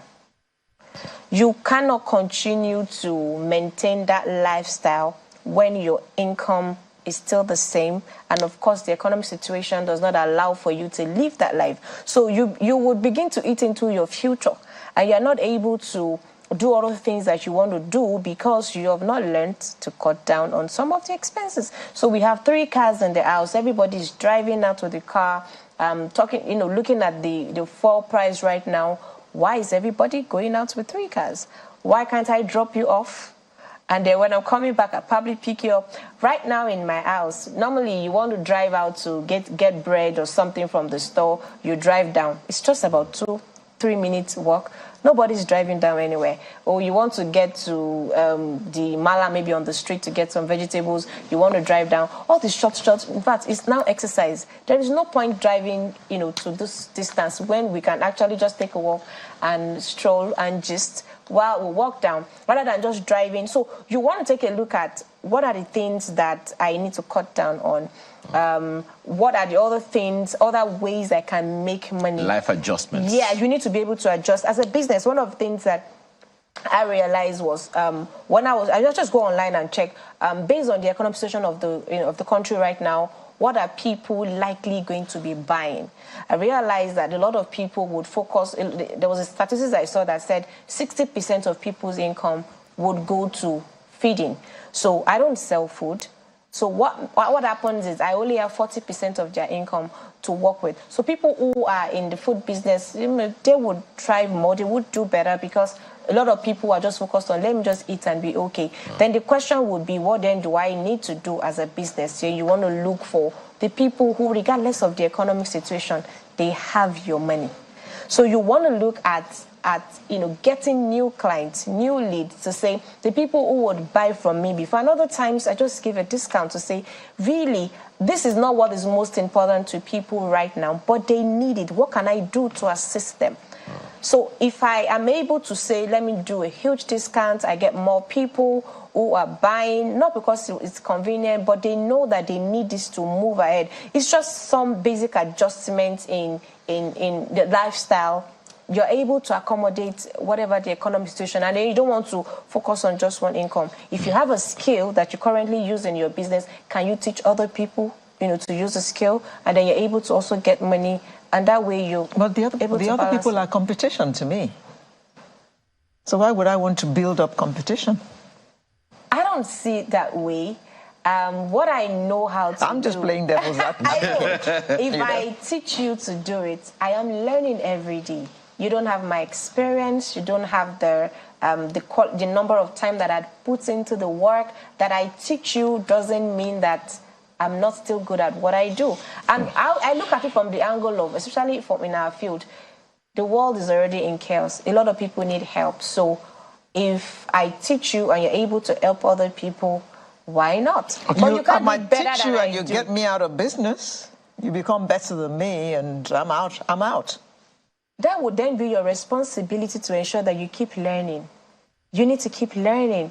People would get better, but there's something that nobody does anything that I do better than I. My person is in what I do. We could be teaching the same thing, or we could be selling the same thing, but I have a uniqueness to what I do and how I do what I do. You have a USP. Yeah, there's something unique to me and how I do it. I'm not bothered about how, somebody's going to take business. If you keep evolving as a business owner, you keep evolving as an individual, there will always be competition. You focus on you and what you can do better. Competition is good for business anyway. You begin to think about how else you can do it better. We're out of time, but I want you to quickly speak to this. All of these conversations we've had about clarity, perhaps those who are aspirational in regular employment would be looking out for it. How about young people who just want to have fun and they want to, as that young man said, blow. They just want to be everywhere. They want to achieve and all of this. So this whole life clarity thing is like, look, let's live today. Tomorrow will take care of itself. What do you say to them? Tomorrow doesn't just take care of itself. Maybe they should ask their parents. Tomorrow doesn't take care of itself. When you're fresh out of school, you want to be clear. I was fresh out of school. I did accounting. I worked in the bank. I was there for a few months. I knew that that is not what I wanted. The work was too monotonous. I do the same thing every day. And I said, no, this is not what I wanted to do. And I had planned ahead. Sometimes it might not be exactly clear what it is that you want for that future, but be clear what you will not take up. I knew that I was not going to. I wanted to build a career path. I just was not picking up every job. So when someone telling me there's a job here, no, that's not what I want. I might not be clear of that future at the time, but I know what I don't want. And I wasn't picking it up. And I knew that there was a lot of effort that I need to put in place. I just would not think that the future would take care of itself. Some will say you're saying that because, you are not poor, you're not from a poor home, you don't need money every day. I'm not from a... Okay. Anyway, that's another conversation altogether. Possibly we'll take this up some other time. Thank you so much for being here this morning. Motolani Falabi is a clarity coach. Now you know what clarity is. And the CEO, Principal International. Thank you again for your time. Thank you for having me. Okay. When we return, it's time for the home stretch. Okay? And our guest is on this video you're about to see. Stay with us. You children do what you said to me. The life in the city is unbelievable. Okay. Can you pick our artist of the week from that song?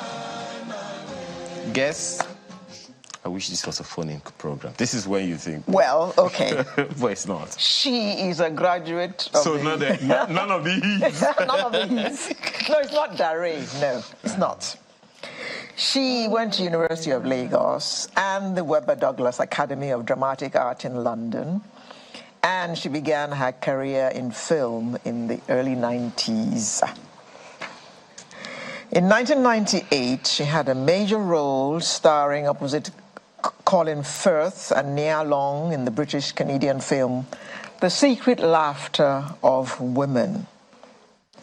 In 2006, she won the Best Actress in a Leading Role at the Second African Movie Academy Awards for her performance in Women's Cot, and Best Actress in a Supporting Role at the Fourth African Movie Academy Awards in 2008 for her performance as a grandmother in White Waters. I'm sure you've been able to guess. She is married to... Da-dum! Olu Jacobs. And can you guess now? Ladies and gentlemen, may I present to you Joke Silver Jacobs. Thank you so much. Applause. No, some people will say applaudissez. Applaudissez. It's good to Wow, have you what here. an intro. How do you come after that intro? Oh, well, Thank you so much. You are Thank here you. already. We Thank needed to you. unveil in a grand style. It's Thank the you. last episode of the year, of the Okay, program true. in the year. We are so happy that you were able to find the time to be with us today. You know, whenever you invite At me, short notice. I will come. Whenever you invite me, I will come. But you are busy. I do. You are busy. You have a performance on right now, actually. Yes, we have a play called The King Must Dance Naked that my company is producing. I think I've seen that before. When Fred Agbeegbe was still in the business. Yes, he's still in the business. I mean, he's just written a new play. Oh, he has? Yes, he's written a new play called African Queen. And it was a toss between African Queen and The King Must Dance Naked. And I said, Uncle, let's do The King Must Dance Naked first. And then we'll do African Queen. You know. Yes, it's. I mean, the major productions of King Must Dance Naked were done in the early 80s with Claron Chukura was the first ever Omajua. And then in 1992, December 92 to January 93, the National Troupe did The King Must Dance Naked, and that was with myself, Olu Jacobs, RMD, Uncle Albert Egbe, and it was a beautiful ensemble. Ahmed Yerima, it was incredible, you know. So that was it. And then we my company then took it for the London Olympics. And then Omadua was played by Najiti Dede.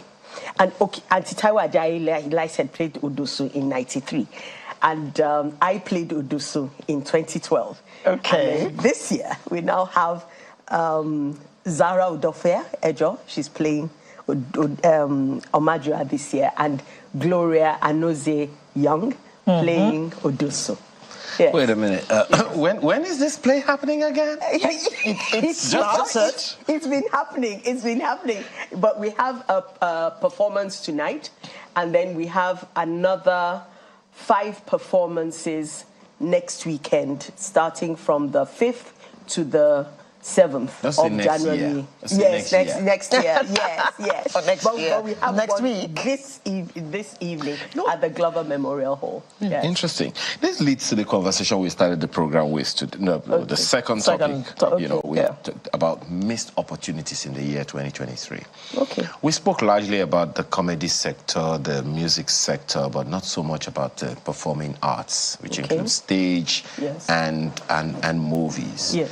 One of the things that one of my friends said was the reason for low patronage of performing arts is disposable income.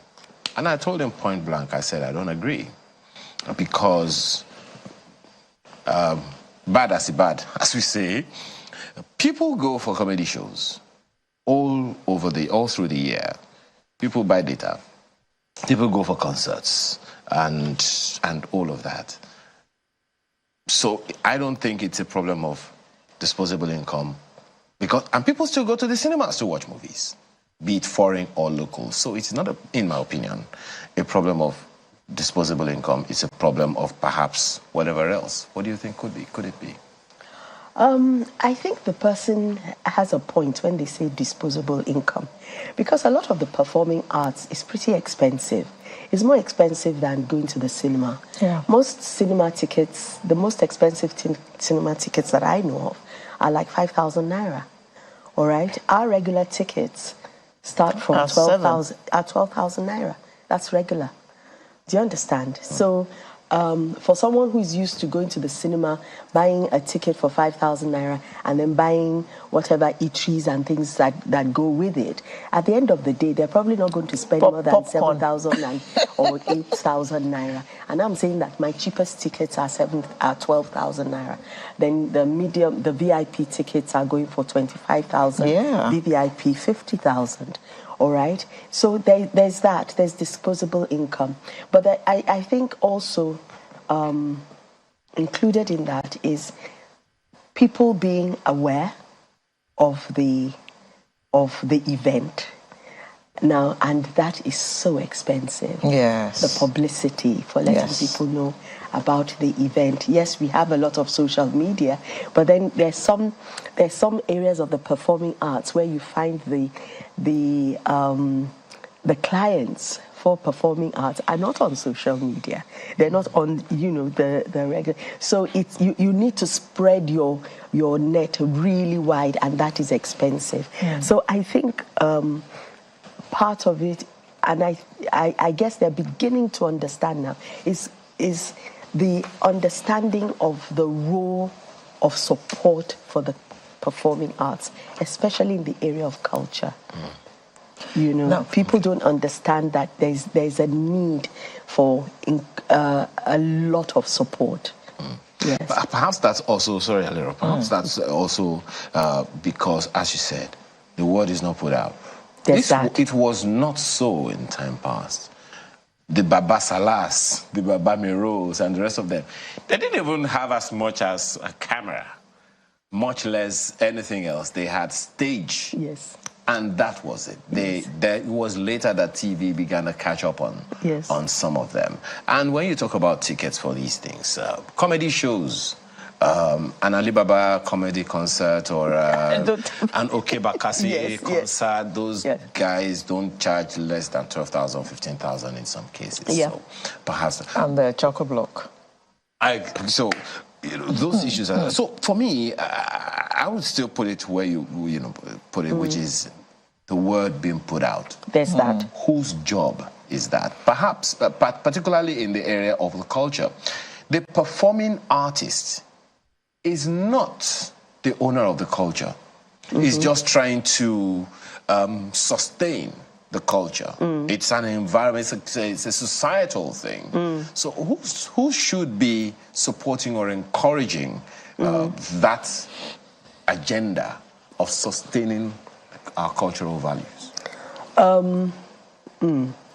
Okay, I think there's a major part for government to play there, and that's why you have the various ministries that are totally intertwined. You have the Ministry of Culture, you have the Ministry of the Creative Economy, you have and then the various commissioners in the various states. There's a need to work together with the creatives to find ways of supporting to get the word out there. Now, one of the things you mentioned was that, during Baba Salah's time, they didn't have half of the gizmos that we have now, But then, and a lot of times, Ogunde is another example. They'll just go around in the lorry and announce it around that this place is happening. Now the catchment area was smaller. Smaller because they traveled around. It wasn't that they stayed in one place. Now, what tends to happen, and then you said television caught up. Now, and then with the advent of television, it helped them to get the word out there. Yeah. But then there was only one station. NTA. And we're looking for content. Exactly. Now there are multiplicity of stations, multiplicity of radio stations. And so you have to be very savvy to understand that, first of all, what is the content that I'm putting out there? And where is my audience? Market, exactly, where's my audience? So you then have to work out which station you have to go so that you reach that target audience. Yes. So in the meantime, this play has already started. Yes. And we had a brilliant house last night. Oh. Yes, we had a brilliant house. You've already answered my question. Okay. Sorry. I'll ask the question. Talking about disposable income and all that. Yes. What has your experience been with The King Must Dance Naked? The King Must Dance Naked, audience-wise, the experience has not been bad, audience-wise, but raising the money to do the play itself. Oh, my Father in heaven.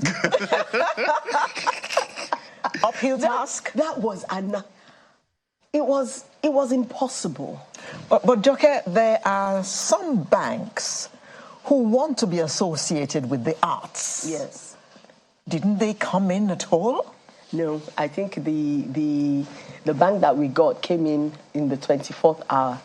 Oh dear. Yes. Yes, and that was Sterling Bank, and I'm so grateful to them for their widow's mite that they put in, but most appreciated. The consequence of not doing these things. Well, I'm talking about performing arts relatively, because I'm also adding the movies and the films. And all of those things. Okay, so that's the creative economy. Yes, creative economy. All of those, there. But speaking to the performing arts, which really is the fulcrum. Yep. Of the movies and films and all those things. That's where it all starts from. It's a bedrock and all of that. Yeah. Now, a lot has happened over the years in that space. Would it be correct to say that the advent of films and television have in some way affected the stage performance? I think it would be very right to say that up to a point that, the advent of film, because, for instance, if I say the budget of my theatre production is 100 million and I give a filmmaker 100 million, the filmmaker is going to make the film, is going to make the funds back, over time, in a shorter space of time than theatre is going to do. Theatre, I spend that amount of money on a theatre production, and then the likelihood of even making that money back is very slim unless I run for much longer. I have to run for a very long time. How do you survive? But running for longer means you're paying more. Running for longer, but then there gets to a break-even point. Okay. Where the run then begins to pay for itself, and it's the fact that we don't run for long enough here. You need, like you rightly said, you need a significant amount of funds to be able to run for that long. But then, when you cross that threshold, that is how you get your Lion Kings that are running for 20 years. Yes. You have to cross that. But it's, I think for us who are theatre makers, especially theatre, executive producers of theatre, we still need to learn the language that will unlock the minds of investors, angel investors, to understand what it is that we're doing. We still haven't found that language yet. We're still working on getting that, because once we can unlock that, I think we will get the support that we need. I mean, slowly but surely we're getting the venues, which is important because you must have the venues for the performances, yes. Would you say that theatre is actually for the more refined taste? Kind of. I like that answer. Well, that's because like not saying, everybody would get dressed in the evening, for instance, to go watch a play. Yes, but you see, that's what I've found pretty interesting over the years, is that once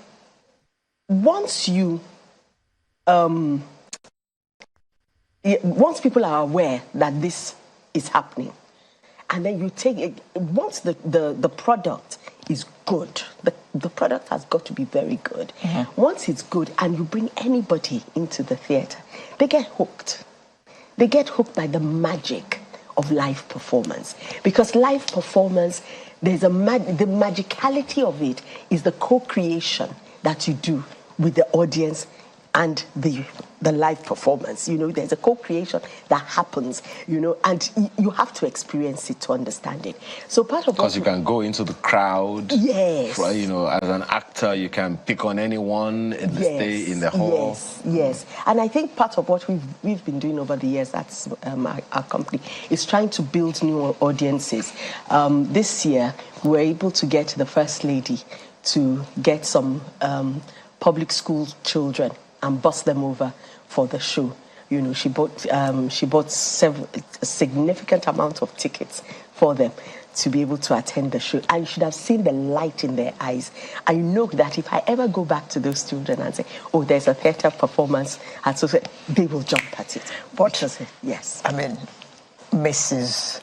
Jacobs. Yes. Remember your school days, how you would have done anything to be on stage in a school play. Yes. Yes. That's every child's, I mean, Christmas play? Yes. God, I want to be in it. Then you go for readings and all that, and you don't get picked, and you're so downcast. Yes. You wanted to be on stage when you were young. Yes.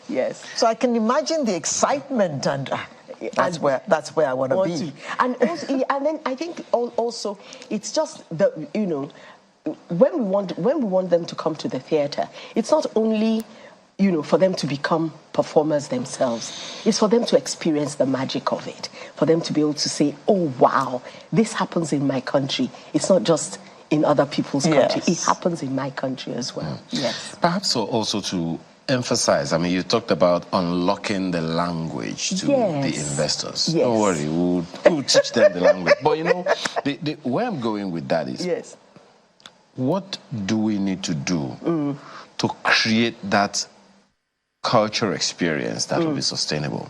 I'm saying that against the backdrop of Broadway, that, as you said, countless ages. I don't even think many people know the founder of Broadway anymore. Exactly. Whenever anything wants to happen, they're talking about, Broadway. So Broadway, West End. Exactly. Yes. That's one of the core reasons for the National Theatre. Yes.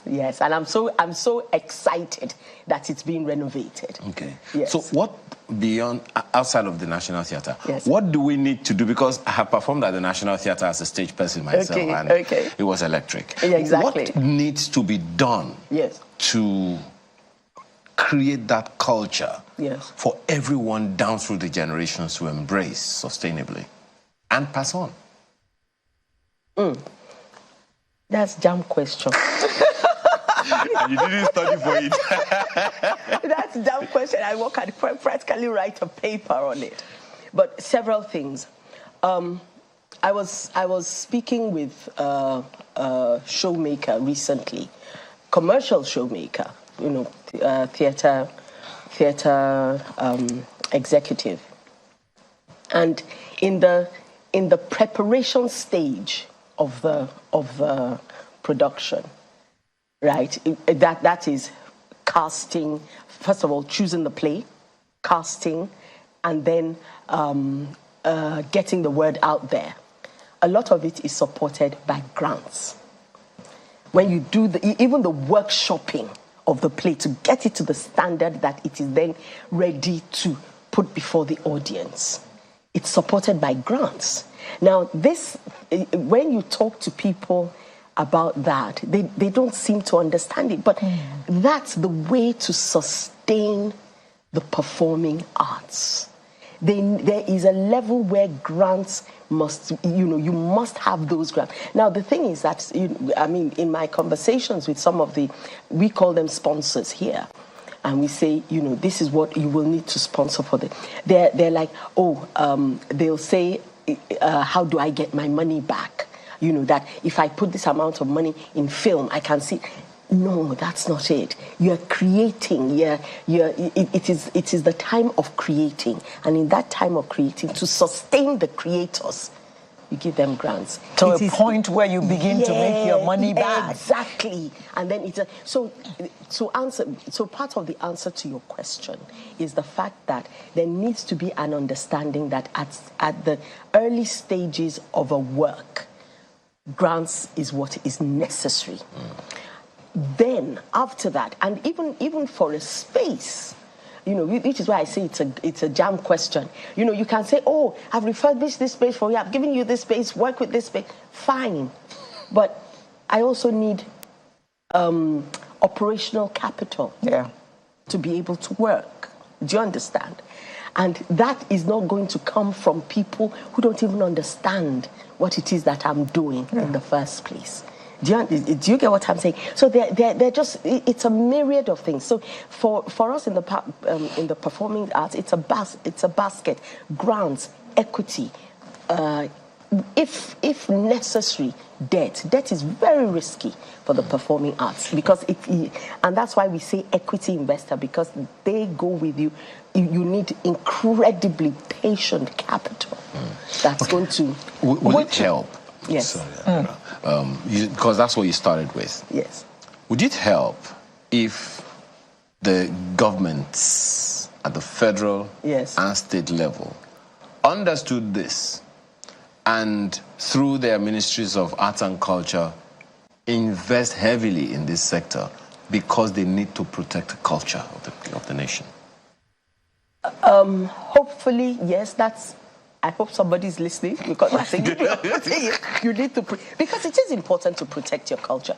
If you look at the cultures of the people that we are, for want of a better phrase, in bed with, the British, the Chinese, the British and the Chinese, really, how old is their culture, and how have they sustained it? Check. It's through their theatre. The Chinese theatre has been going on for generations, and it doesn't change. It's the same, they've preserved it. The same with the British, all right? So the thing is that, yes, trying to make them understand that that's what is, that's what they're doing. But apart from that, is to realize that it's an incredible employer of labor. Right now, I have a cast of over 100. I have a cast of about 100, and then the crew makes it over 100. That over from early November till now, I feed on a daily basis. Wow. I give, a little something of transportation aside from their fees. So it's an employment of labor as well. So they can look at, let's look at all the things, or let's look at all the language that we can use that will help unlock. That's the question I was actually going to ask. Oh, really? Yeah. Yes. Okay. Yeah. So which part is it looking like government is about to partake in? Are they looking like they're about to invest in it? Well, you must congratulate and celebrate the Lagos State government, especially because of what they did in putting up venues. Now, Global Memorial Hall that my company manages right now was refurbished by the Lagos State government, and then they also built another 6 theatres, I think, another 6 or 5 theatres. One of them got burnt during the NSAS time. But, good, because there's a need for spaces as well, venues to be able to put up these shows. And the more venues we have, the better. We're looking at a new a venue in Abuja, hopefully sometime next year. So when you have these venues, then that also helps. But now, apart they are beginning to have conversations with it's true. Everything starts with conversation. Everything starts with a conversation, and a conversation on trying to understand, not slapping something on me that I don't need. Yeah. Do you understand? So the conversations have started, which is nice. So we'll see. There's a lot of hope. Yes. Okay, so The King Must Dance Naked is on now. Yes. A new year starts in 2 days' time. Yes. What are we looking forward to? In the new year, from Lufodu, well, the final weekend of The King Must Dance Naked, like I said, at the Global Memorial Hall, but also a basket of more. We will be producing more theatre, and we will also be producing film as well. So it's a mixed bag for, hopefully, that's what 2024. That's what we're looking forward to in 2024. So, and also the school, the Lufodo Academy of Performing Arts, our first graduates after a long break, will be graduating in 2024. I think she has something with which she looks into your mind to know what she wants to say. Because I was going to ask, how about schools? Yes. She came with that device, obviously. Unfortunately, we're out of time. Yes, no problem. Yeah, before you came, we were talking about entertainment and And tourism. And tourism. Yes. Missed opportunities in 2003. I want your thoughts about that, about your particular industry in 2023.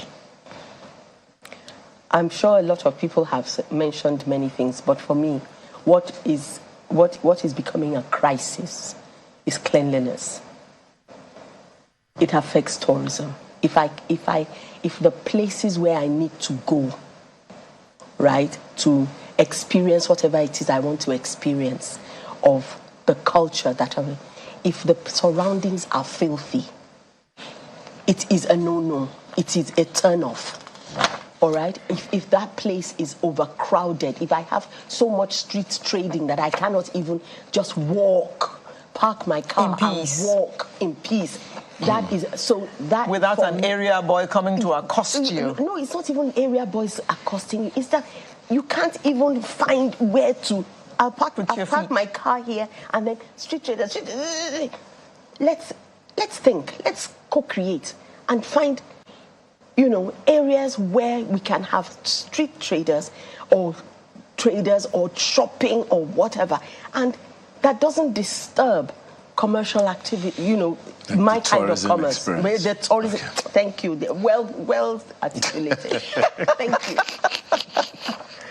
Thank you very much for being our guest this morning. Thank you for having me. Silva. Thank you for having me. How should I... Actress, producer, director. Executive producer. Yes. Thank you. Wife, mother. Thank you. Carry on. Time have go. Thank you very much for coming to join us this morning on our last program for 2023. That closes Sunrise for today, and that closes Sunrise for the year. Mm-hmm. Bring you another one next year. See you next year with a new edition of Sunrise. I'm Alera Edu, wishing you all the best. Have a good weekend and see you next year. Should I say Happy New Year? No, it's not New Year yet. I'm Ayobakide. See you again.